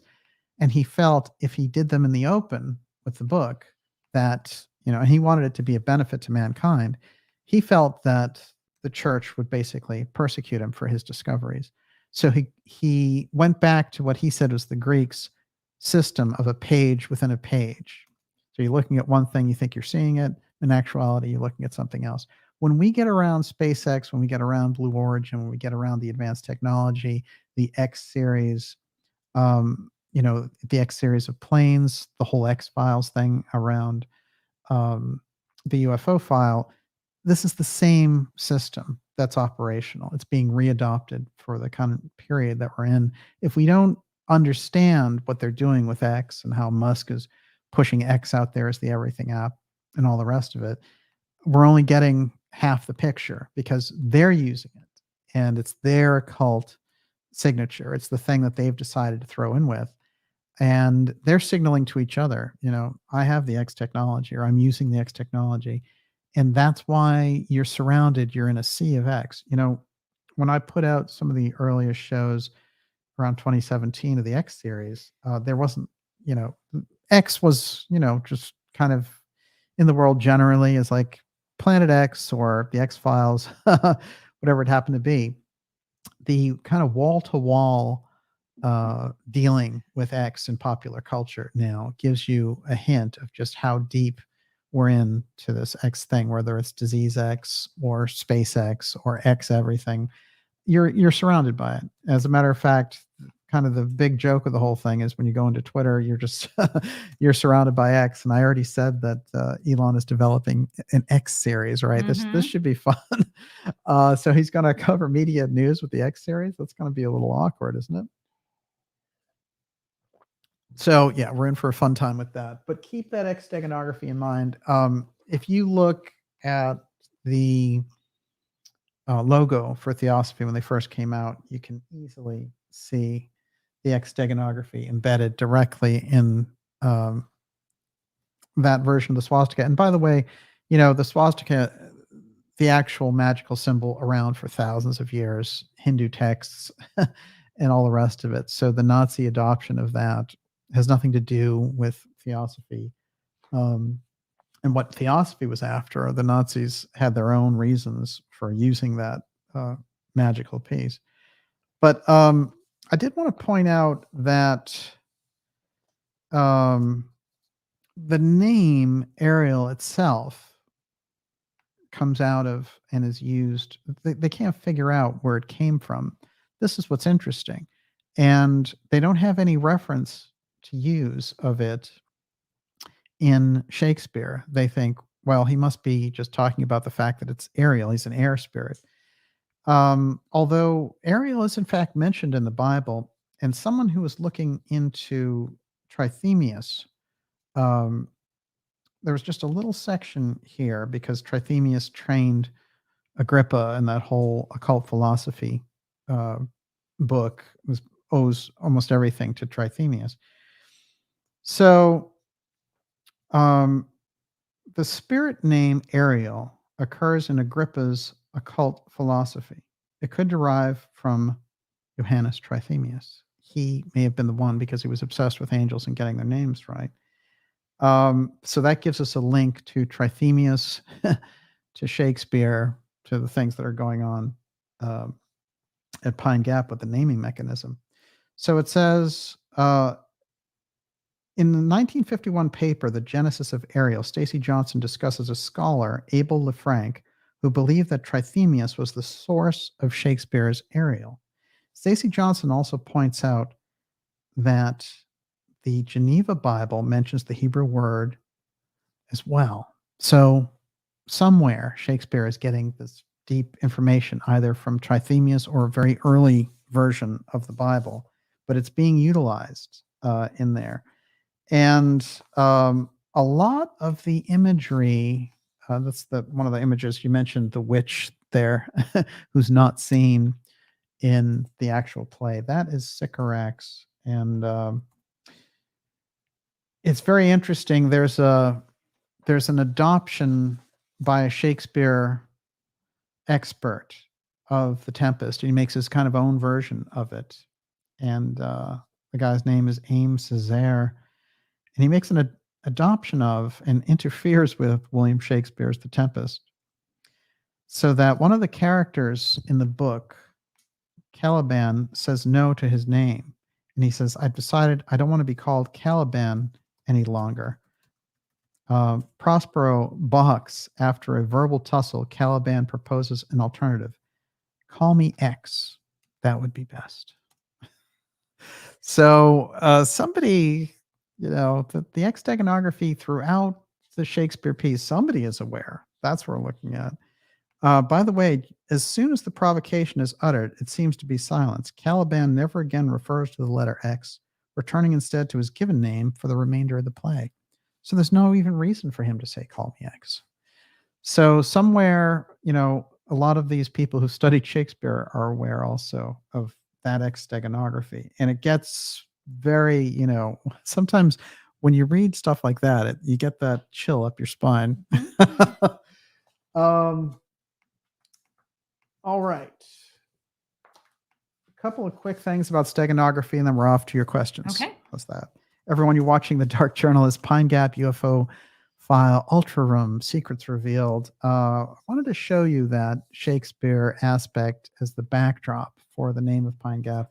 So we understand that even in Trithemius' work, the X, with the keys and the whole bit, the steganography is there throughout. And the people who are operating around the advanced technology aspect, they're using the mystery school symbols, members or not. They're conjuring up the kind of art of the thing. But a few weird things about Trithemius himself, which is that here's someone who is an abbot by the time he's 21 years old, which is odd, to say the least. But he also, like John Dee, develops the most incredible esoteric library of his time. And he develops these relationships with all of these different, different types of royalty throughout Europe, and they're all writing him, and he's sending them back predictions, which I found interesting. This is what he has to say about steganography. Steganography is the sure art of disclosing the intentions of one's mind to those who are absent through secret writing. That, what we understand is kind of cryptography and things like that. Steganography works a little bit differently because steganography is things that we see out there in the open, and it takes an initiate to look at the same exact thing because they have the knowledge to understand what it is. Whereas on our part, we might be just walking by and see something that you would see in everyday life. So steganography works very much along that line. And nobody's been able to really understand. There's been some people who said, oh, I've solved the code or whatever, and this is some of the most absurd stuff in the world. But it looks like the code is simultaneously about astrology and angels. And the way that he was able to kind of smuggle this out of the monastery was through the art of steganography. It's my sense that the advanced technology groups opted into a kind of esoteric secrecy to keep their own secrets. That's why they turned to Vannevar Bush, who was a master mason, to create the Rad Lab and all the intense secrecy. And it was admitted that The Army couldn't even keep secrets the way that Vannevar Bush kept them. So he was using those same esoteric methods. And when you get into the X aspect of the technology, that's where it goes. But let's go just a little bit further with this. It's interesting. I think one of the things I just want to say to wrap up Trithemius is he seems to be suggesting that there's a reason to keep it secret. That is, you can't just let anybody get their hands on it. As a matter of fact, his own book, Steganography, was circulated among a number of private individuals, but it wasn't published till 100 years after he wrote it. So keep that in mind. Miss Olivia, you're up. THP3 free. So Pine Gap is freeing mankind into the air. Is that where you're going, DJ? By the way, that's Jeff Bezos and his wonderful Steganography, Blue Origin. Yes, they are using the magical right of Prospero's magic to free the spirit of the air. That's what Pine Gap, the name, comes down to. And it is quite fascinating to look at it that way. This is a quote from Aldous Huxley, of course, his character in Brave New World, the savage, references Shakespeare over and over again because even though he's a savage, he's only a savage to this high-tech world. He's got all this knowledge of Shakespeare growing up. Quote, in 1931, when Brave New World was being written, I was convinced that there was still plenty of time, wrote Aldous Huxley in 1958. Quote, I thought I'd see the completely organized society, the scientific caste system, the abolition of free will by methodical conditioning, the servitude made acceptable by regular doses of chemically induced happiness were all far off. But now I come to feel a good deal less optimistic.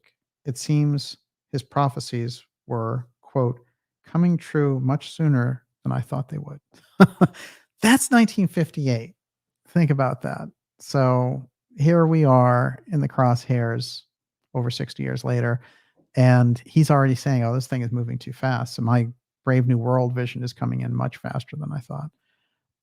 So that's where, we're getting this kind of intense imbalanced feeling in the current period. And so I have a lot more to get to on Prospero, but I think at this point, I'm going to throw it over to Miss Olivia and take your questions as we roll them in. What do you got? Okay. All right. Let me start with this one. Actually, I really love this. Rotten Crypto Bit said, Merino pulling the wool over eyes. That's great. Also, a lot of people were suggesting there was some sort of meaning around sheep and cloning, possibly with Merino.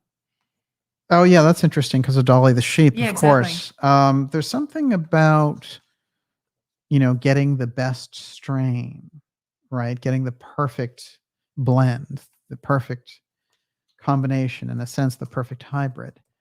Well, genetic engineering. Yeah. Yeah. Exactly. Mhm. And now, if you really take it to, what someone would think on the alien side, you could have them working on alien DNA. I mean, it's possible. That would be the facility to do it in, for sure. But you can also see them trying to develop an artificial life form without any ET anything. So it could be both and or one or the other, but whatever it happens to be, that seems to be the message there. There's something going on there about developing these strains. Yeah, what do you got? Rotten Crypto Bits again. Is there a Stargate at Pine Gap? I think that there's a whole thing about ley lines running through Australia and why they chose it in relation to Antarctica. So I think that's a major aspect of why they chose the location. There's something interesting in the development of Alice Springs, Pine Gap. You're using occult nomenclature around what would be a star space facility. And whenever you get that crisscross, just like when you're dealing with occult factors around NASA and the moon landings and all this, you're getting to the heart of how these groups operate on the inside level. They worship space. And, for them, the occult aspects that take place, just like, any kind of good occultist would know to do things in relation to the moon, for example. um, they understand the reflected power of what's out there, uh, and how it reflects and integrates here on Earth. So once you get to the point of actually reaching those things, sending someone to the moon or whatever, then, they feel like this is really their time. That's where you get so much of the worship around the Mars aspect as well. Yes. Santiago Huracan, did Prospero crash on island Earth? Well, that's really interesting. You could look at the whole thing as a metaphor that way, but remember, he's also royalty, right? And um, so a lot of what he thinks he's doing is revenge, but then what he ends up doing is, uh, he has Miranda marrying into that family. There's a huge reconciliation at the end.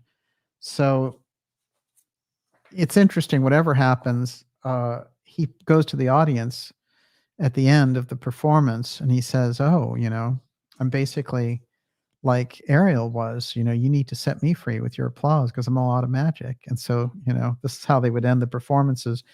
Um, I think that there's a number of keys in the fact that it's his last play and also that it's used extensively. And most of there's so many lines from the Tempest that echo through our society now, the stuff that dreams are made of. And, there's that famous one that you hear a lot now, which is hell is empty of all the demons because they're here. So, I hope that's not true. Yeah, what do you got? W.C. Ray, is Pine Gap the last / closest official U.S. installation before Antarctica? And was the Area 51 craze era an orchestrated misdirect to advance Pine Gap's silent startup? Well, you have all kinds of secret space projects emanating out of Australia. That's been going on for a while, and it seemed like something about that facility has always been on the more advanced side. And so that's why I think the secrecy has been so heavy. I think if you were going to have a genuine UFO redevelopment program, you wouldn't have it with, the whole Grush scenario of like, I know the facility, we can go break the doors down and get in. I don't think it works like that at all. I think that's total CIA misdirection.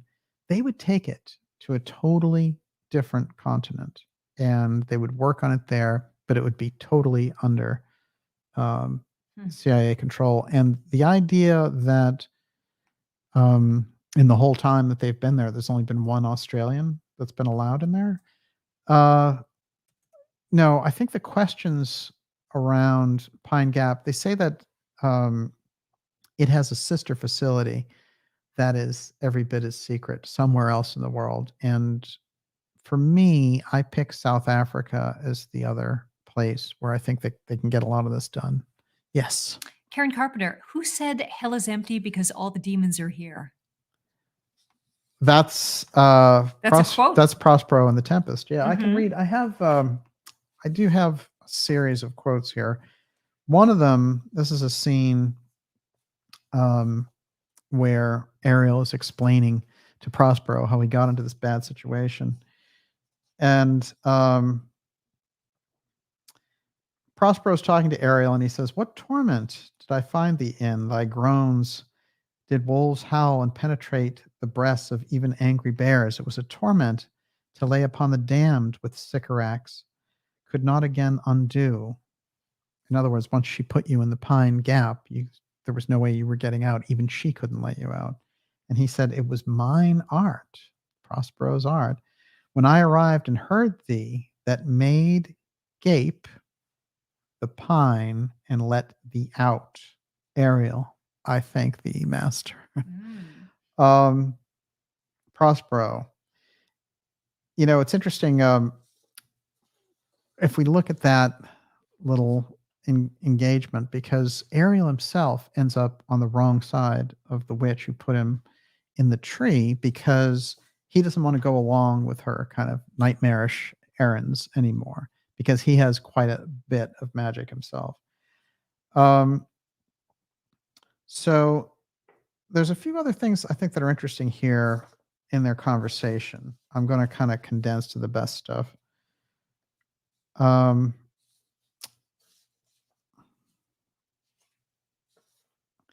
Yeah, this is interesting. So they call the witch the blue-eyed hag. This blue-eyed hag was hither brought with child, and here was left by the sailors. Thou, my slave, as thou reportest thyself, wast her servant, and for thou wast a spirit too delicate to act her earthy and abhorrent commands.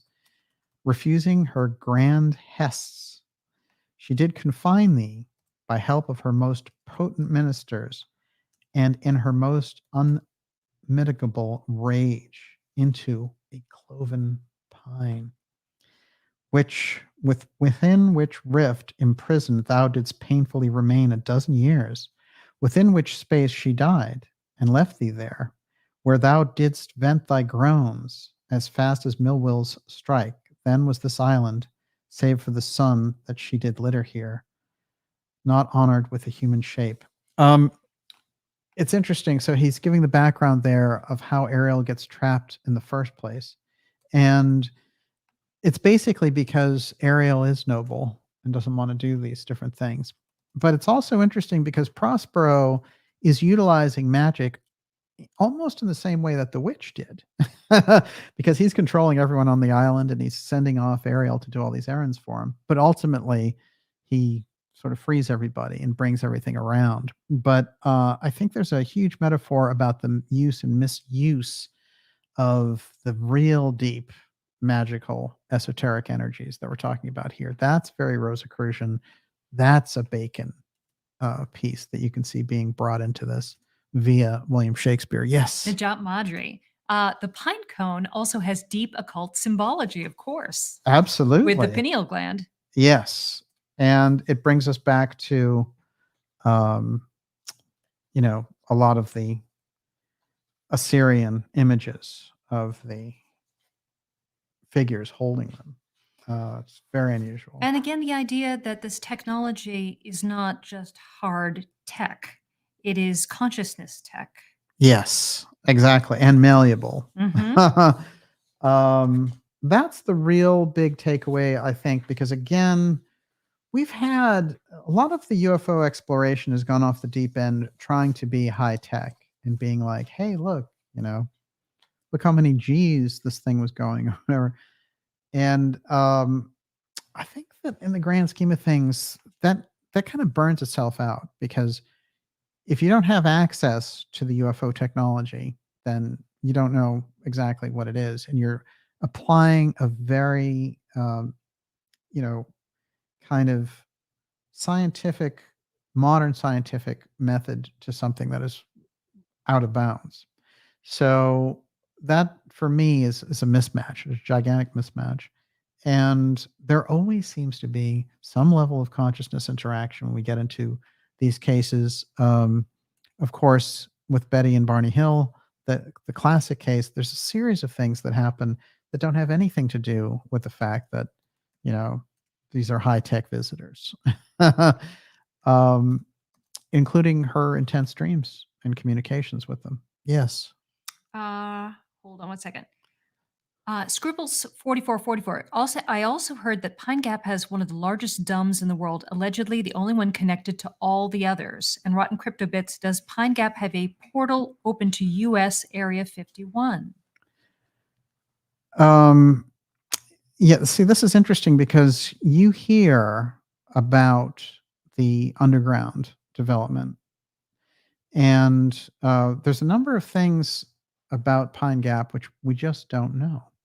But what we do know is they have one of the major dumbs in Australia. And for me, it makes a great deal of sense that there's an entire underground network in Australia, just like there is in America. As a matter of fact, one of the things that came out in the 1970s that I think is so interesting is this whole piece about President Carter and his Noah's Ark piece about placing different authorities in the event of a nuclear incident.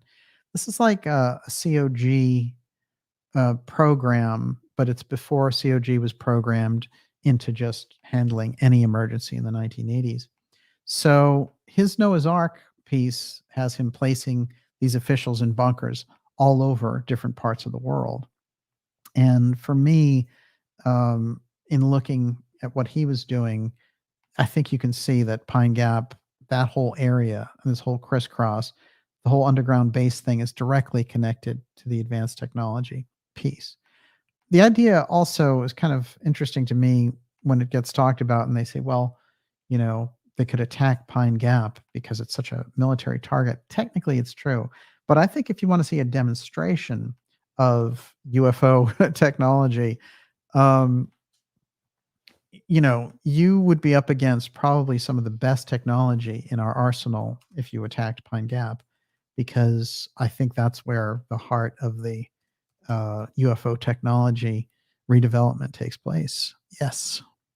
Najat Madri, real technology is our connection to the spiritual world. We just forgot how to do it. The stars once spoke to man. In the 1800s, spiritual beings were closed off to our world. What was all that research you were doing about the war in heaven? Yeah, this is very interesting. This actually gets us into Steiner and John Dee. So actually, let's take a little detour here. So John Dee uses the Trithemius information to conjure up all these spirits, and he ends up being an intelligence operative in this kind of what I refer to as what would be the astral agency now. And so he's doing all this intelligence work for the Queen, but he's also utilizing these spirits in order to do it. In one of the classic paintings of him doing this conjuring work, he is getting ready to give all this information as the Queen's conjurer. And this is the classic image of it. And that's Queen Elizabeth I there. But later, what happened is that there was an X-ray done of this painting. And I've always been fascinated by this. And I think I can offer up some of the answers on this. Underneath the canvas, there are these images of skulls. So somehow in the development and the drawing, John Dee painting originally had circle of human skulls. The X-ray imaging reveals someone who put this together in the first place didn't realize someday we're going to have X-ray technology, and they're embedding in the kind of warp and woof of the painting, the DNA of the thing, these skulls. So they represent something very deep about what John Dee was doing. He was utilizing, this kind of secret society aspect of necromancy. And it's pretty interesting too, because they say, there's just a little bit of this I'll read. Hidden beneath a painting of the enigmatic Tudor polymath John Dee performing an experiment for Elizabeth I is a dark and slightly terrifying secret research has discovered. X-ray imaging of the stately Victorian artwork has revealed that Dee was originally surrounded by human skulls before the ghoulish image was painted over, probably because it was too odd for the buyer. I don't think so. I think it's part of the steganography of the piece. But nonetheless, I think that when we get around Dee, we're dealing with this element almost instantly. Now, it's interesting because Dee is taking from Trithemius. So he's using this conjuring art. And so what you get down to when you're dealing with heavy-duty magicians like that is you can either end up with a Blavatsky or a Crowley because, it's going to depend a lot on where they're coming from. That's why when Steiner gives us this information, he's talking about the right-hand paths of the mystery schools and the left-hand path of the mystery schools. You're getting two different impulses there. And so they are carrying the same knowledge, but they are about two totally different things. Yes. Interesting. Darcy, I'm trying to find it. Darcy Edmonds says more like holding a seance. Yes. Mhm. Yeah. Oh, I that's really wonder true. whether the skulls were too literal, too goth, really. Well, or they meant to be there and not be seen. Mhm. You know, they're required. You know, are they the signature of the school that's using the artist? You know, could very well be. I want to mention a couple of things about Steiner too, since we brought him up. Steiner, since we're into this Michaelmas period here, Mhm. Steiner put a great deal about Michael and Michael's war in heaven. And to such a point where he says that a lot of the emerging of the mystery schools and the battle against scientific materialism that takes place in the 19th century is because in heaven, the war in heaven is complete in 1879, and that all of the things that are settled there by Michael are settled on that date in 1879, and that the battle in earnest on Earth starts to take place. This kind of good and evil classic battle, and that ever since 1879, we, people on Earth, have greater access to the spiritual realm as a result of what took place there with Michael. But that the forces that Michael defeated out of that realm inhabit the Earth. So we're surrounded by these very powerful entities. So this is the nature of Steiner getting at that. And what I find interesting is if you go into Trithemius's work, he's writing to one of these royalty people, and like I said, he's making predictions, and he's tracking things and saying, well, this angel of Jupiter was in charge in this period, and this angel was in charge here. And he's going through all these various dates, and then he gets to, now remember, he's writing in 1500, and he gets to 1880, and he says this is the real period where basically all this spiritual mayhem is unleashed. I found that interesting that he's within 1 year of what Steiner is putting across. And again, this is part of the anthroposophy cosmology of Steiner seeing this and looking at this date. And we've seen people kind of look at dates and really pinpoint dates as key periods when things were taking place. In Edgar Cayce's work, 1998 is the switchover. It's when we're into this new period, this new zone. And, it's a great period of ups and downs that follow, but something has changed as a result of passing that date. And it's interesting because if you follow Steiner's work, you're going to find him mention the fact that 1998 is 3 times 666. And then he brings in all of the things about Sorath and the Ahrimanic powers, and they're being unleashed. So we're, the period and the crisscross, the level that we're at with it is dramatic in the period that we're in. And so it's no wonder that we're seeing the kind of extraordinary fumbles on the leadership side. Everyone, you're watching the Dark Journalist Show. Whew, this is Pine Gap UFO File, Ultra Room Secrets Revealed. Well, we've revealed some of them for sure.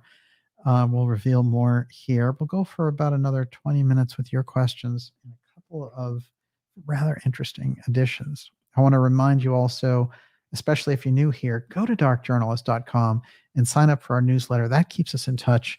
And it's one of those things which gets us around the intense censorship that we've been looking at. And when it comes to these ideas in particular, I think you're going to see a lot of censorship. So the best and the most sure way that you can get around all of it is to make sure you're on that newsletter list. It's free, and it lets you know the special episodes that we have coming up for you. So stand up and be counted and take the 30 seconds on the darkjournalist.com site. Miss Olivia, you're up. Okay. Good sister, bad sister. Pine Gap has long been a source of great disquiet for Aussies. The CIA is the satanic overlord of this world. Gail Seib says Fiona Barnett says Michael Aquino, I don't even like saying his name, was producing super soldiers at Pine Gap. And Karen Carpenter says, I have a memory of DJ saying there may be heads of psychics kept in a secret room at Pine Gap, or was it a dream one night after a Dark Journalist episode? No, there is a whole ritual. There's a ritual that Himmler did with the heads of the SS slain soldiers, and they would put the skulls in a circle at this kind of occult castle that Himmler was at, and they do all these rituals with them.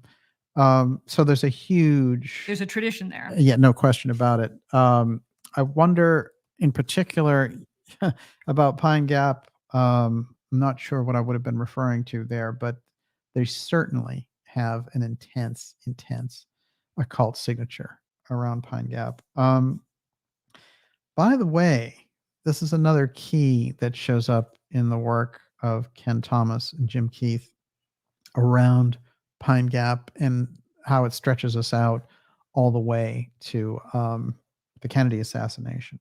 Just a quick quote here.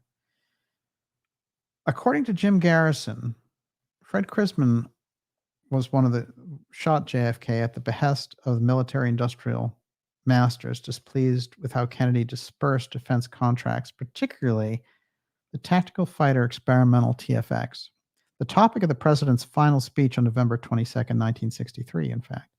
At a press conference that year, Kennedy included a reference to various dimensions of the controversy surrounding the contract awarded to General Dynamics instead of the expected Boeing, including early financial commitment to it from Australia, home of Pine Gap. The Down Under version of Area 51. The TFX eventually became the F-111, super experimental. It was sold to Australia, opening up the funding corridor that allowed for the development of the secret base. Now, this is very important if we want to understand the origins of what was happening there, because there is a story that goes back to Judith Exner, who was a mistress of Kennedy's. She was an actress in Hollywood, and she also had a great deal of mafia contact through Sam Giancana, who was her ex, and through these defense contractors that she knew. And so Kennedy sent her with envelopes to various contacts in the mafia world and in the defense world. And it was presumed by the people who were looking into Kennedy and being like, oh, see, he was doing payoffs with this and that. But if you look into her actual testimony, the one time that she opened up what he was sending back and forth was they were sending him blueprints.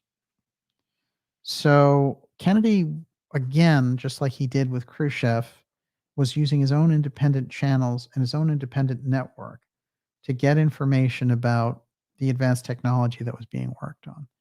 So if we keep that in mind, he would have been somebody they would have been very uncomfortable having operate this Pine Gap apparatus, which is completely out of the control of any kind of sane government force. And if it was chosen at that point as, this is where we'll do the kind of key UFO redevelopment, then they might have had a huge problem with him and it might have never come to pass. Now, it's interesting if we go into that history of Pine Gap, because at first, the Prime Minister Holt, when it was being developed, was all in with LBJ on it. But he started to change his mind because of the Vietnam War, and he didn't realize they were going to be used as part of that. Just like, Gough Whitlam would figure this out in the 70s. But this is 1968. Well, that particular Prime Minister, Holt, disappears, and his body is never found. This is pretty weird. You get a prime minister, his body is never found. And what they say is, oh, he loved to swim. Shucks, that PM loved to swim. So there he was like, oh no, we're not going to have a big CIA UFO redevelopment thing. I didn't realize that's what Pine Gap was all about, and Holt is out. So, Whitlam, we know on the record through people like Victor Marchetti, was doing the same thing, and he was taken out. So, we have to see the relation to Pine Gap around that, because in terms of, um, you know, having Australia as an ally during those periods, there wouldn't have been any reason for somebody like Holt or Whitlam to be anti-American for any reason. But the CIA takeover, the creation of this base, then that's a little bit different. And especially when it got into the secret technology part. Yes. Super germane. Do you think the Five Eyes program is involved with X technology, etc.? And Mitakwe Oyasin, can DJ touch on the deep intelligence ties of Pine Gap? Yeah. Well, look, when you get into things like Five Eyes, the idea is very much like the Bluffdale facility that the NSA runs in America. They suck up every electronic communication. So all your emails, all your text messages are all logged there at Bluffdale. So it's such an egregious violation, and it goes against everything in the Constitution for them to be able to do that. It's absurd. So you're supposed to have privacy and all the rest. Five Eyes does that not in terms of U.S. citizens so much, but it does it in terms of the international community, including our allies. And it's the ultimate facility there at Pine Gap for doing that. It's the ultimate eavesdropping facility for the Five Eyes group. For me, of course, we're always going to have intelligence, counterintelligence, and all the rest of it. I think what we're looking at with the combination of, these sort of unconstitutional groups operating on the intelligence side, and then the development of the redevelopment of the UFO file, then you're dealing with a group that's having access to advanced technology, advanced communication. What's to stop them from utilizing that information to basically control the world?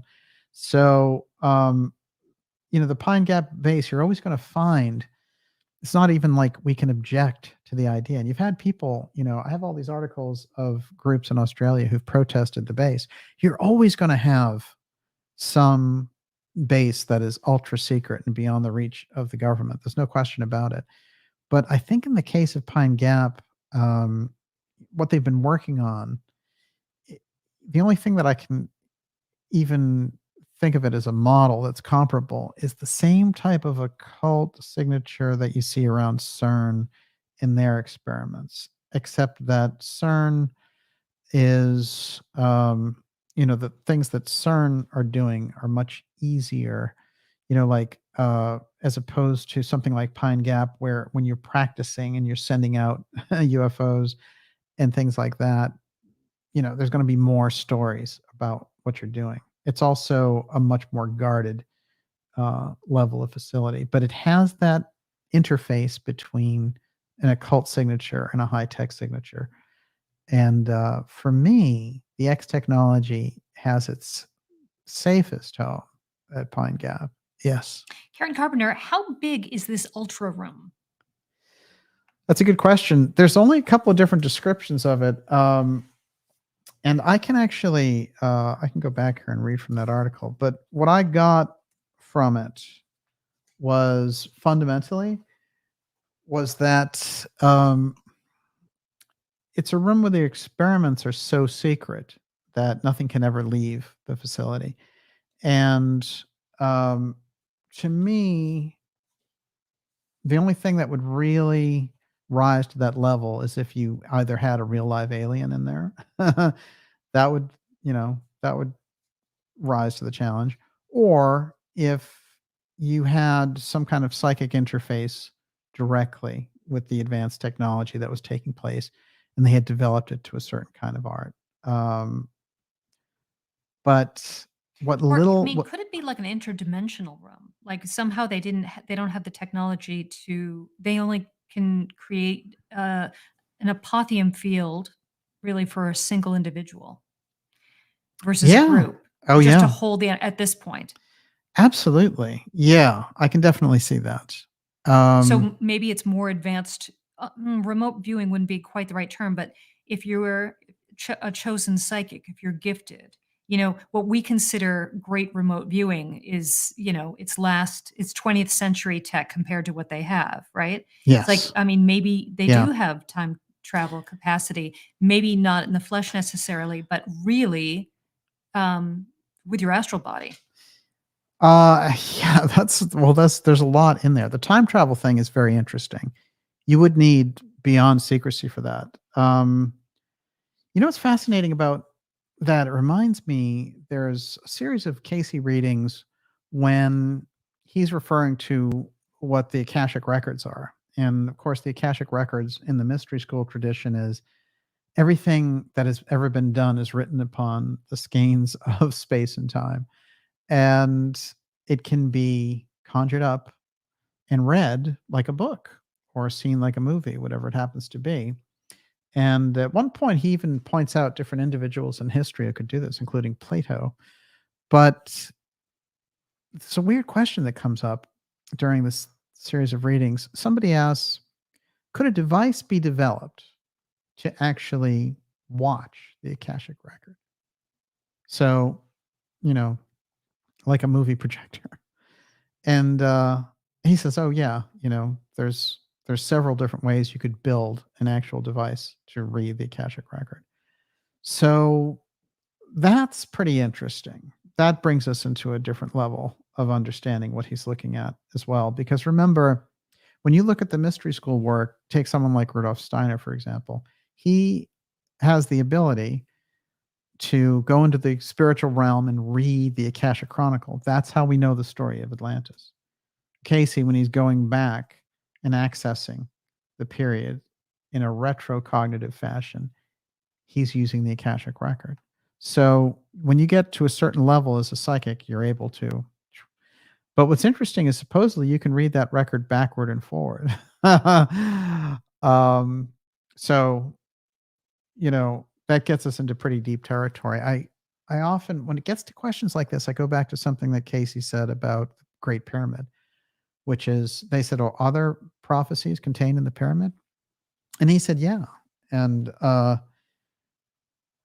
they said, "Well, how accurate are they?" And he said, "Well, they're so accurate that they can name individuals, the date that they were born, the last name, their family history, and the street that they'll grow up on."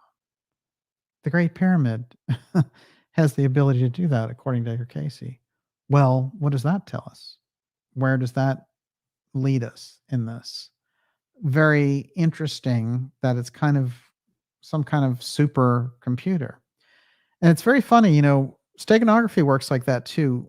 Very often, people think when they find things that they're placed there by some, you know, elite group that placed it there as a symbol. And there is that aspect throughout history. There's no question about it, whether it's Columbus or like we were saying with Shakespeare and everything else. But sometimes, haven't you noticed that these things, like in that synchronicity sense of Jung, just seem to actually happen? They have some resonance with each other, and boom, you're seeing what looks like steganography. And it's basically life itself that has placed it in our path. And it has nothing to do with any secret occult or otherwise group putting it there. It's just this is part of the great mystery of life's interconnected activity and the resonance that takes place. So the Great Pyramid, in Casey's reading along this line, then we're getting into interesting territory. Yes. Addict 23, DJ, what do you think about Carl Wolf, who saw the base and was hit by a car before his evidence day? I don't know that story. Yeah. I'd have to go back and look at that to give you a real answer, but I think that there are very hardcore, much more so than in other situations. I think that their ability to keep their secrets are, an ex protect type of situation. So somebody like that would end up being a victim. Um, but it's also, to me, it's interesting because they're able to keep it more under lock and key over there. But still, we have some sense about it. I've also pointed out that all subconscious minds are connected. So on some level, you know, if some super secret intelligence officer has seen, a dead alien or something like that, everyone has. So the secrecy, the levels of secrecy, in a way are pointless, when it comes to the kind of grander thread of everything. But it's also the secrecy. Because of the collective unconscious? Well, when you look into any of the mystery school work, or for example, Casey, when people would come to him, he'd give them a medical reading and go through each of their organs and what was wrong. And then they would say, "Where are you getting this information from?" While he's in trance, they're asking him. And he would respond, "From the subconscious mind of the individual who's asking the question." So your subconscious already knows the answer, and he's tapping into your subconscious and getting it. So if you look at the mystery school setup of how our minds work, you have your conscious mind, your subconscious mind, and your superconscious mind. And so the superconscious mind, that's your kind of higher self, spiritual connection part. Your subconscious is some kind of amalgamation of what you live out in your physical life and your mental, psychological patterns with this other super consciousness. So that subconscious is some kind of collective memory of everybody. And so the idea, the secrecy in a sense has distorted society, the wall of secrecy, whether it's around the UFO thing, deep state activities, even things like the JFK assassination, which, they'll still run stories on it. Like, well, maybe, you know, um, after, it's wide open there for the public. If you think about it, something like that affects our own subconscious to such a degree. But there were people who already knew, they understood what had taken place without having to go through the different levels of research. They just had a sense Well, that it's this had like taken place. morphogenic fields, right? Yes, exactly. Yeah. Okay. Yeah. Scott Henry is asking, can Pine Gap be remote viewed? And has it been? Well, I remember the story about Ingo Swann, and he'd been sent on these tasks to remote view the moon and things like that. And there were telepaths that were waiting for him and blocking him from doing that. There are other stories of remote viewers who are trying to remote view a president, and they run into the remote viewing Secret Service, the astral Secret Service. So they're already, I think one of the reasons in society generally that they've put these things up um, and made them, something to laugh at, like, astrology or things like that. It just made them sort of a punchline, is they don't want people accessing and working with the things that they know and that they utilize. Well, So that's another theory for what the ultra room could be, is that you could actually have, that's where the guard is. Like if they are psychic sentinel, mhm, to protect the base. true. And Yes. they need to get into an altered state in order to do that, psychically protect, I don't know, just another theory. Well, it's really interesting. If you look at the work of Russell Targ on remote viewing, you understand it the best because they had to do things in that program that were high risk. And so they would have to go to missile sites to look at, you know, uh, the missiles that the Russians had and describe them. And they would do incredible, accurate takes on this. But there were other times when they were doing missions when they would get a sense of danger, even in that sense. And they would have to be pulled out or whatever. So, once you get adopted to the astral plane, then it becomes kind of like another neighborhood that you visit in. And I think that people could have much greater access to that. I think that's why the mystery schools spilled this out so heavily and why everyone from Steiner to Casey was talking about developing that, made such an emphasis on that ability to meditate, go within, have the higher consciousness, open your third eye, however you want to look at it. Um, so they've moved the culture forward on that. And unfortunately, what we're seeing is on the technological side, what they're going to do, and they're already starting to do, is to have the technology read our minds. When we get into that place, it's going to seem like, oh, it's a miraculous thing. They're reading my mind. Um, but that's probably the most dangerous place that they get to in terms of mind reading through the technology, because they are, there's something that's latent and undeveloped within us, but we have the ability to do it. As a matter of fact, we've been given the tools to do it through the schools into the culture. So, if a technology just comes in and gives you that ability and reads your mind and things like that, then that's coming from a totally different place. And you're not developing as a result of that. It is literally just the technology doing it through you. So you're becoming kind of a plaything for the technology. That's the way I'd look at it. Yes. Silly question. Patricia Blue, does DJ really believe human government is communicating with aliens? Could be. I think there's enough stories about it.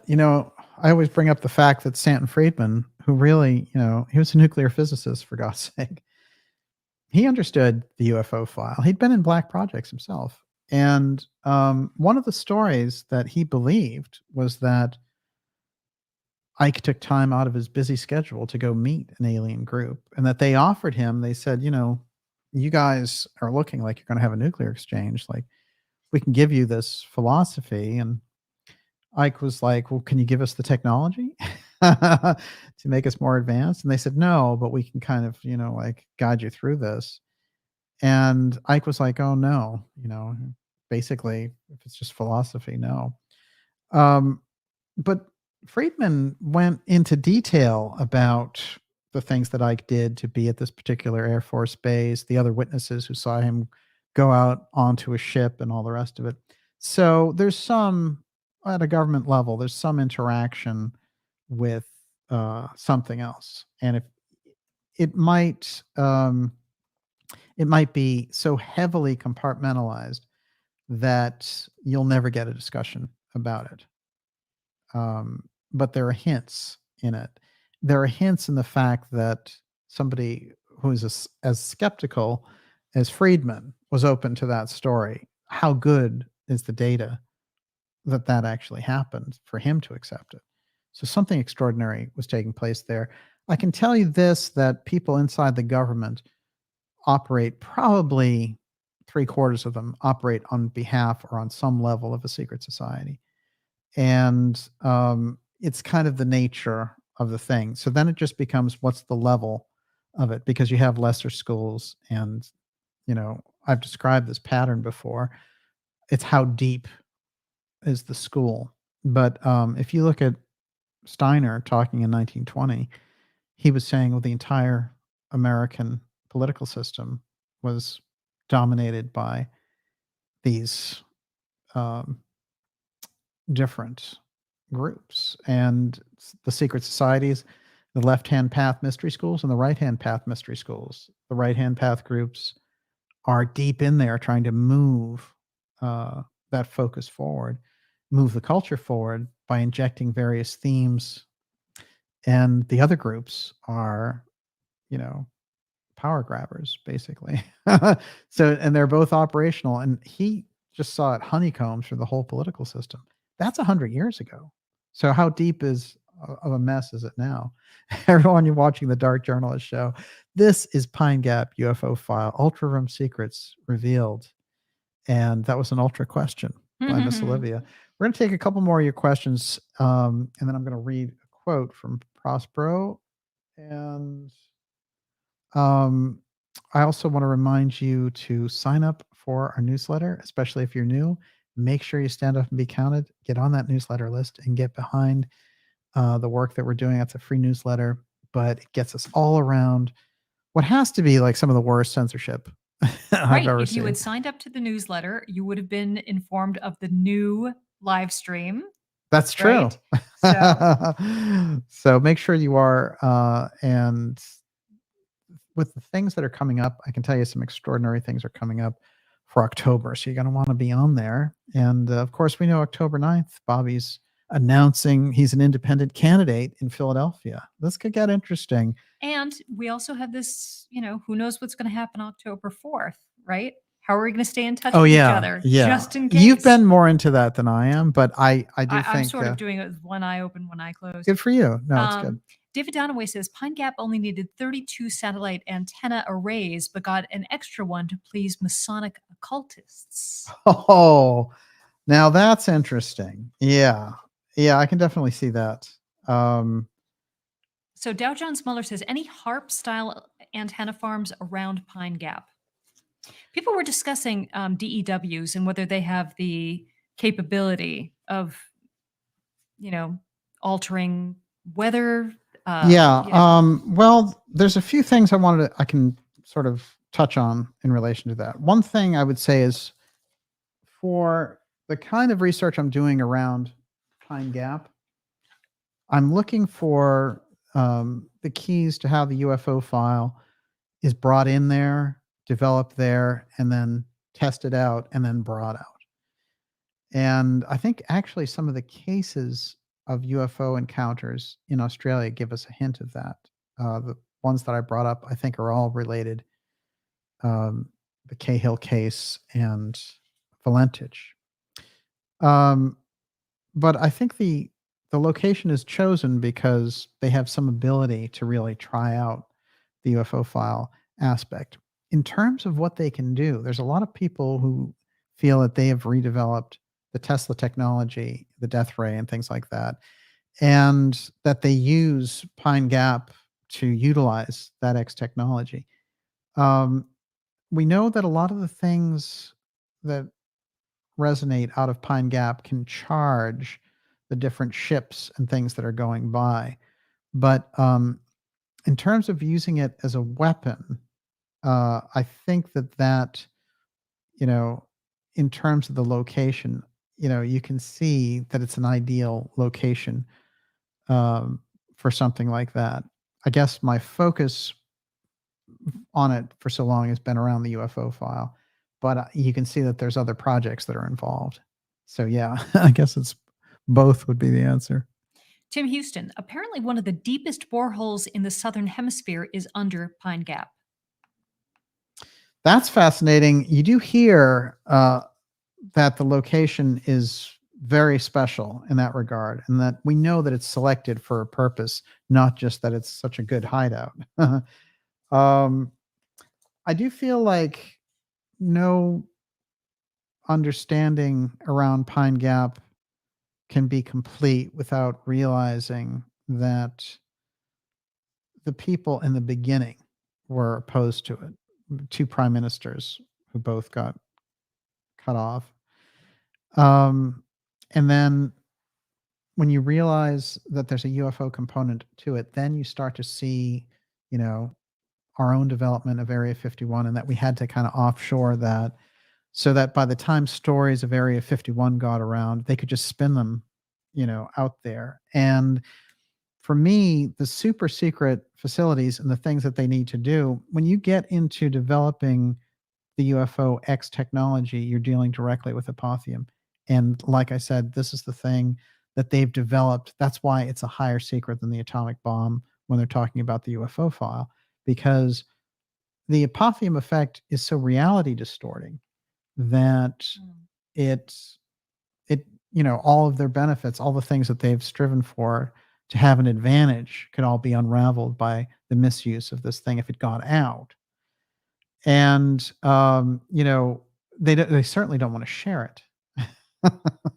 So when I think of Pine Gap, I think of apotheum. The one show I did, which was about Pine Gap from a few years ago, had this reference to A Wrinkle in Time, because it was all about this military guy who falls into a wrinkle in time. And they had Oprah actually playing one of these interdimensional characters in the movie that they adopted. Oh, right.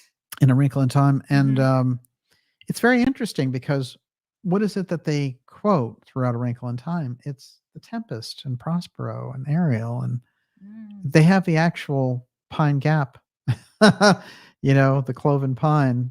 So there's a thread through the literature and in other places.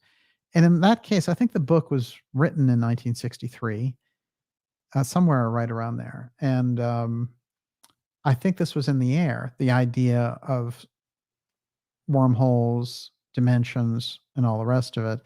And somehow there's a group that's aware of it in its relation to Shakespeare and what he's getting across in The Tempest.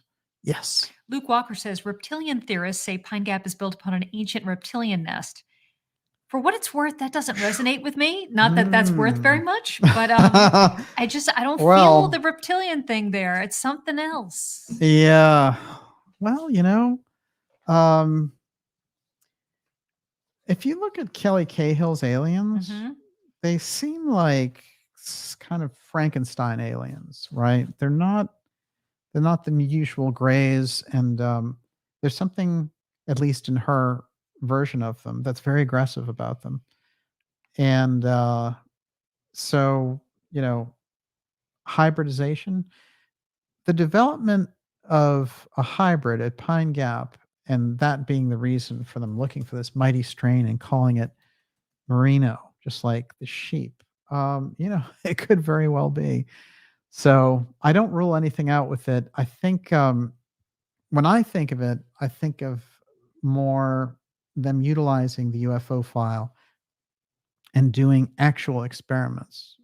And I think part of those experiments include abductions as well.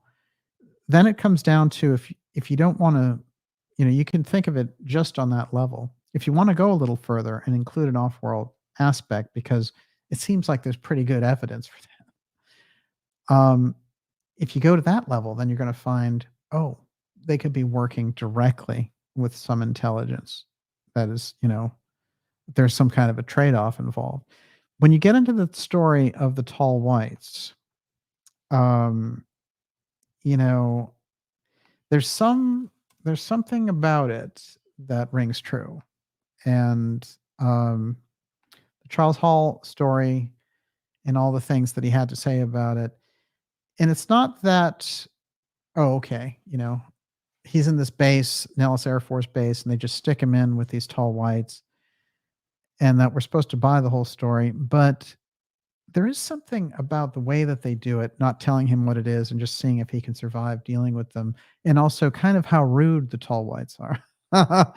That I think that there's something in that story of the tall whites that if you go to that level of looking at off-world interference, that there could be groups here who are opportunist like that. But I think you have to go a great deal to prove that, so it's not something which you take for granted. Right.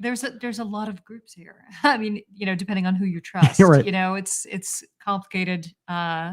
Okay. David Terminator says, DJ, it was Lawrence Oliphant, the Australian physicist who spearheaded the early nuclear bomb development and the magnetron. His father was the head of the Australian Theosophical Society. Oh, wow. That is, whenever you get into the theosophical crisscross with science and the purple ray and all these scientists that are associated with that, that is deep. That's rich stuff. Yeah, no question about it. All right, so we'll take one more question. I'll read this one thing and then we're done. Okay. Okay, go for it. Well, this isn't a question, but I did want to say it. A Jarn Van. Perhaps this you'll see what this is about. This is why some Eastern masters, Buddhist Taoists, insist on their bodies being burned quickly. Not possible to hijack their vibes. In relation to the whole psychic skulls being utilized for nefarious purposes, we know about heads going missing and heads being utilized for Lee Harvey ritual Oswald's purposes. head being switched Exactly. out. Yes. So there's something God, to cremation. Oh, absolutely. It's funny because I accidentally got a picture out of Edgar Casey, and he talked about that. And it's interesting because cremation was brought to the West by the Theosophical Society. So they, in fact, performed the first one. And if you look at a number of things that we take for granted in society, whether it's yoga, meditation, past life, psychic development, the whole thing, so much of it comes directly out of the public mystery schools that we know about, like Theosophy. That we need to understand they have made their impact. I think so much of the question around the mystery schools is, has the public, have we been able to really get the message? And are we in a period of kind of a gigantic renaissance where it's prepping itself again for another huge wave? But it's interesting because they laid the groundwork there, I believe, Casey, Steiner, Gurdjieff, in the 20th century, so that we would, in the 21st century, have the tools to face off against this kind of harmonic surge, right? A couple of quick things about the Ultra Room. Okay, this is part of an article in the Sunday Morning Herald, and I'll just jump right in midway here. Ball had written in 1984 that Pine Gap was administered by the CIA and originally established as Project Rhyolite, which involved a satellite sucking up like a vacuum cleaner a wide spectrum of Russian and Chinese military communications, including telephone calls, as well as radar signals, other signals associated with missile launches. He said later he learned about the Rhyolite program in 1977, but I was uncertain about whether the Rhyolite program was Pine Gap's only function until Hayden confirmed it for me in April 1981 after he returned from a tour of the facility. It seems likely this is the visit referred to in the cable. Now, it's interesting because Hayden is the foreign minister and supposedly the only Australian who got into Pine Gap. What's fascinating is it seems to me that the other function they're doing with that heavy-duty spy work is something no one ever talks about, which is UFO espionage, which I call espionage, obviously. And here's the funny thing about it. It should be the most logical thing in the world for that to be the major piece of how we look at any of this, because, how many nuclear spies and atomic spies during the development of those programs did we have? And how much technology spies, all that spying that takes place, the espionage, Charles Lieber over here at Harvard, who got grabbed because he was feeding all those secrets to the Chinese about the brain interfaces he was developing, nanotech. Obviously there's a UFO espionage element, and what they're trying to find out with a great deal of those spying facilities is how advanced are the Russians on the UFO file? How far did they get? And I think when you look at that question honestly, you have to say they're at least as close. If they don't exceed the knowledge that we have around the UFO file, they're damn close. So no wonder they hate Russia with a passion.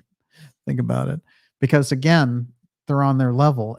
And I return to this about Trump too, and for a Republican, Democrat, or whatever, to understand that these are the politics behind what we're looking at. So the secret space program is a huge aspect of this. The black budget is a huge aspect of this, and the UFO file, and who knows about it, the hugest secret in the American government for 80 years, that's going to be a major factor in all your geopolitics. And that, I think, is maybe the way we can close out this episode. And Miss Olivia, you're up. Okay. Time for super chatters? Yes. Okay. Actually, can I just throw one last question? Of course. I don't know. I don't remember this. Old as Dirt says, if I remember correctly, Hillary Clinton went to Pine Gap soon after losing the election. Did she not? Interesting. Well, I'll find out. I'll find out if she did or not. But maybe she went in there as Hillary and came out like this. So that's, that is the form. That's the Charlie Foltz alien, and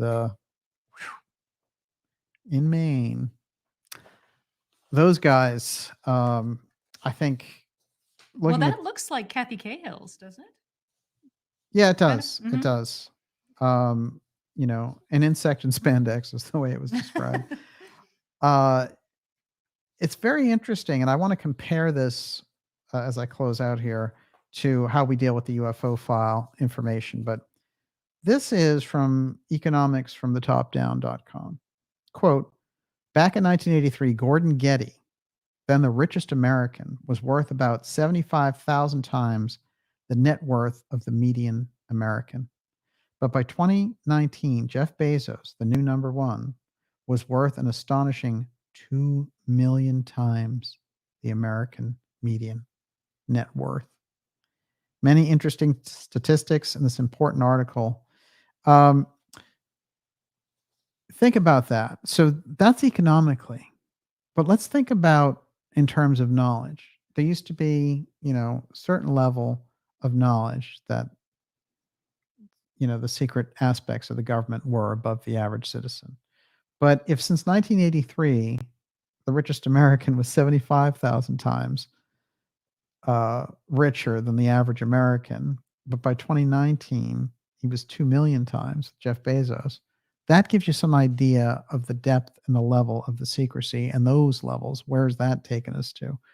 So that's why things are so dramatically out of whack. When you think about it, you can think about it financially. You can think about it also in terms of the secrets that a government keeps from its public. When that space gets too gigantic, when there's too much of a void there, the entire situation is schizophrenic because you're not growing together as a society anymore. And I think that it's a great deal of what we're seeing now. So with that, I'll leave you with the promise that there is a chance for remarkable transparency through all of this. And, you know, that's so much of the work that we do here in the X series and you in the Ideas Room. This is where the conversation happens. This is where we can get those kind of answers. And with that, Ms. Olivia, you're up. Okay, I have so many people to thank tonight. I, Rama Dasa, Eurythmia's Fun, David Baker, Rosterman the Seer, Danny Boy 1950, Helena Wilcox, Ellison Ballard, Erica Swenson Elliott, Wendy Sloan, Brian Paget, Sherry 333, the All Music official YouTube channel, Jay Parsons, Atlantis Rising, Anthony, Maggie Smith, Janet Johns, Mac Hike 57, Sherry, Ramblin' Lamb, John Folden, Joe Silva, Chuck Bam, Alien Girl 111, Descat Brock, Just a Girl, James O'Sullivan, Bridget Flower, Debbie McAdoo, Aggie Fair, Misha Witness for the Prosecution, BC Norman Smith, Karen Carpenter, Jennifer Walters, Luke Walker, WC Ray, Copernicus, Bro Krills, Proclisma, Sun Hero, Amarillo Gunrunners. Thank you so much for your generous super chats. Wow, incredible. I think that's the longest list we've ever had. Fantastic. We appreciate all your support for all the work that we do here. It allows us to do what we do, and we couldn't do it without our supporters. And to all our subscribers, I want to say thank you, because without you, we couldn't do any of it. Now, we will be back with you next week, and we have some very exciting episodes coming up for you in October. Lots of things to watch. And Mystery Month. Oh, right. This is it. And it's going deep on the mysteries in October. I'll do a couple of shout outs here. And that is Najat. I appreciate all of you. It's great. Yes. Thank you, DJ and Olivia. Doyle Wayne, Sir Crypto Alchemist, Redcap Goblin, Hot Poser. That's great. Hot Powser. I like it. Thanks for another great show. Thank you very much. Karen Carpenter, of course. Happy October 4th. First National Zombie Day. Oh, that's fantastic. That's Absolutely true. Lisa Marie, Bezos, Uber Alice. Whoa, is that really true? All we can do is hope. Najat. That's another Najat there. Scott Henry. Thank you, sir. Thanks for being here. Bob Marley, Ronnie McDonald, Val, Beth Noyes. Thanks to all. Thank you, Beth. Thanks for being here. Really appreciate it. Wally Tango. Woo. Blue Man 2012. Unbelievable. Wait a minute. There's a look at this. Thank you, DJ and Olivia. Great show as always. Jam and Mammy. Thank you so much for being with us. Tim Houston, thanks, DJ and Olivia. Ideas Room, take care. Scarlet Fire. Yeah, there's more to come on our friends at Pine Gap, but well, what always exactly. happens is you do a show, right? And then people reach out to you behind the scenes, and then you know so much more within a week or two of doing the show. Well, the things I wanted to put, winter is coming, says Red Cap Goblin. The things I wanted to put on the record tonight, it's going to be important that we have that background. And I think we have to understand the esoteric links to the high tech aspect. It's unavoidable. And that's what we do on this show. And you can't have one without the other. Maybe the real Dark Journalist was the friends we made along the way. There we go. I had no idea goats had $10. Okay, I'll figure that one out. That's steganography of some kind. RFK Jr. running as independent. Bingo. Watch it. Watch the Camelot wave. The Camelot wave is coming in. Remember, never let it be forgot. Once there was a Camelot, and now Bobby on October 9th. He's got it up his sleeve. He's coming here to Boston as well, so I think it's going to be a special speech right here, and we'll have him. We're going to have him on the show. It's coming up, and just you wait. This is going to be a campaign like nobody has ever seen. Of course, Trump is riding very high in the polls right now, and Stepford Biden collapsing. All kinds of wild things going on. We have to embrace the chaos at this point. Yeah. Right. We can't pray against it. I'm saying this as much for myself as for anybody listening. Is like, it's going to be wild. And if you're on a roller coaster, you have to go with it. Right. You have to try to enjoy, in a way, the sick feeling like of, unexpected twists and turns and, Absolutely. Wow. That's really true. 2024 is going to be this incredibly dynamic year, but I'll tell you, the setup is all here in 23, and the last quarter is going to be, there's going to be a lot of wild twists and turns, I believe. And, not in the like Grush sense of like, oh, the government's going to give us the CIA UFO file. We don't want the CIA UFO file, but I think that things are opening up. You have that sense. And that goes way beyond anything that the government has to say about it. Remember, the real disclosure is right here with the things that we find together. DJ has moves, says Vicky May. Thank you. So great to be with all of you. We will see you all next week. And, it says end broadcast, but after all, never really ends. Never let it be forgot. Once there was a Camelot. I was going to read more Shakespeare, but we'll do it next time. Have a great night, everyone. God bless.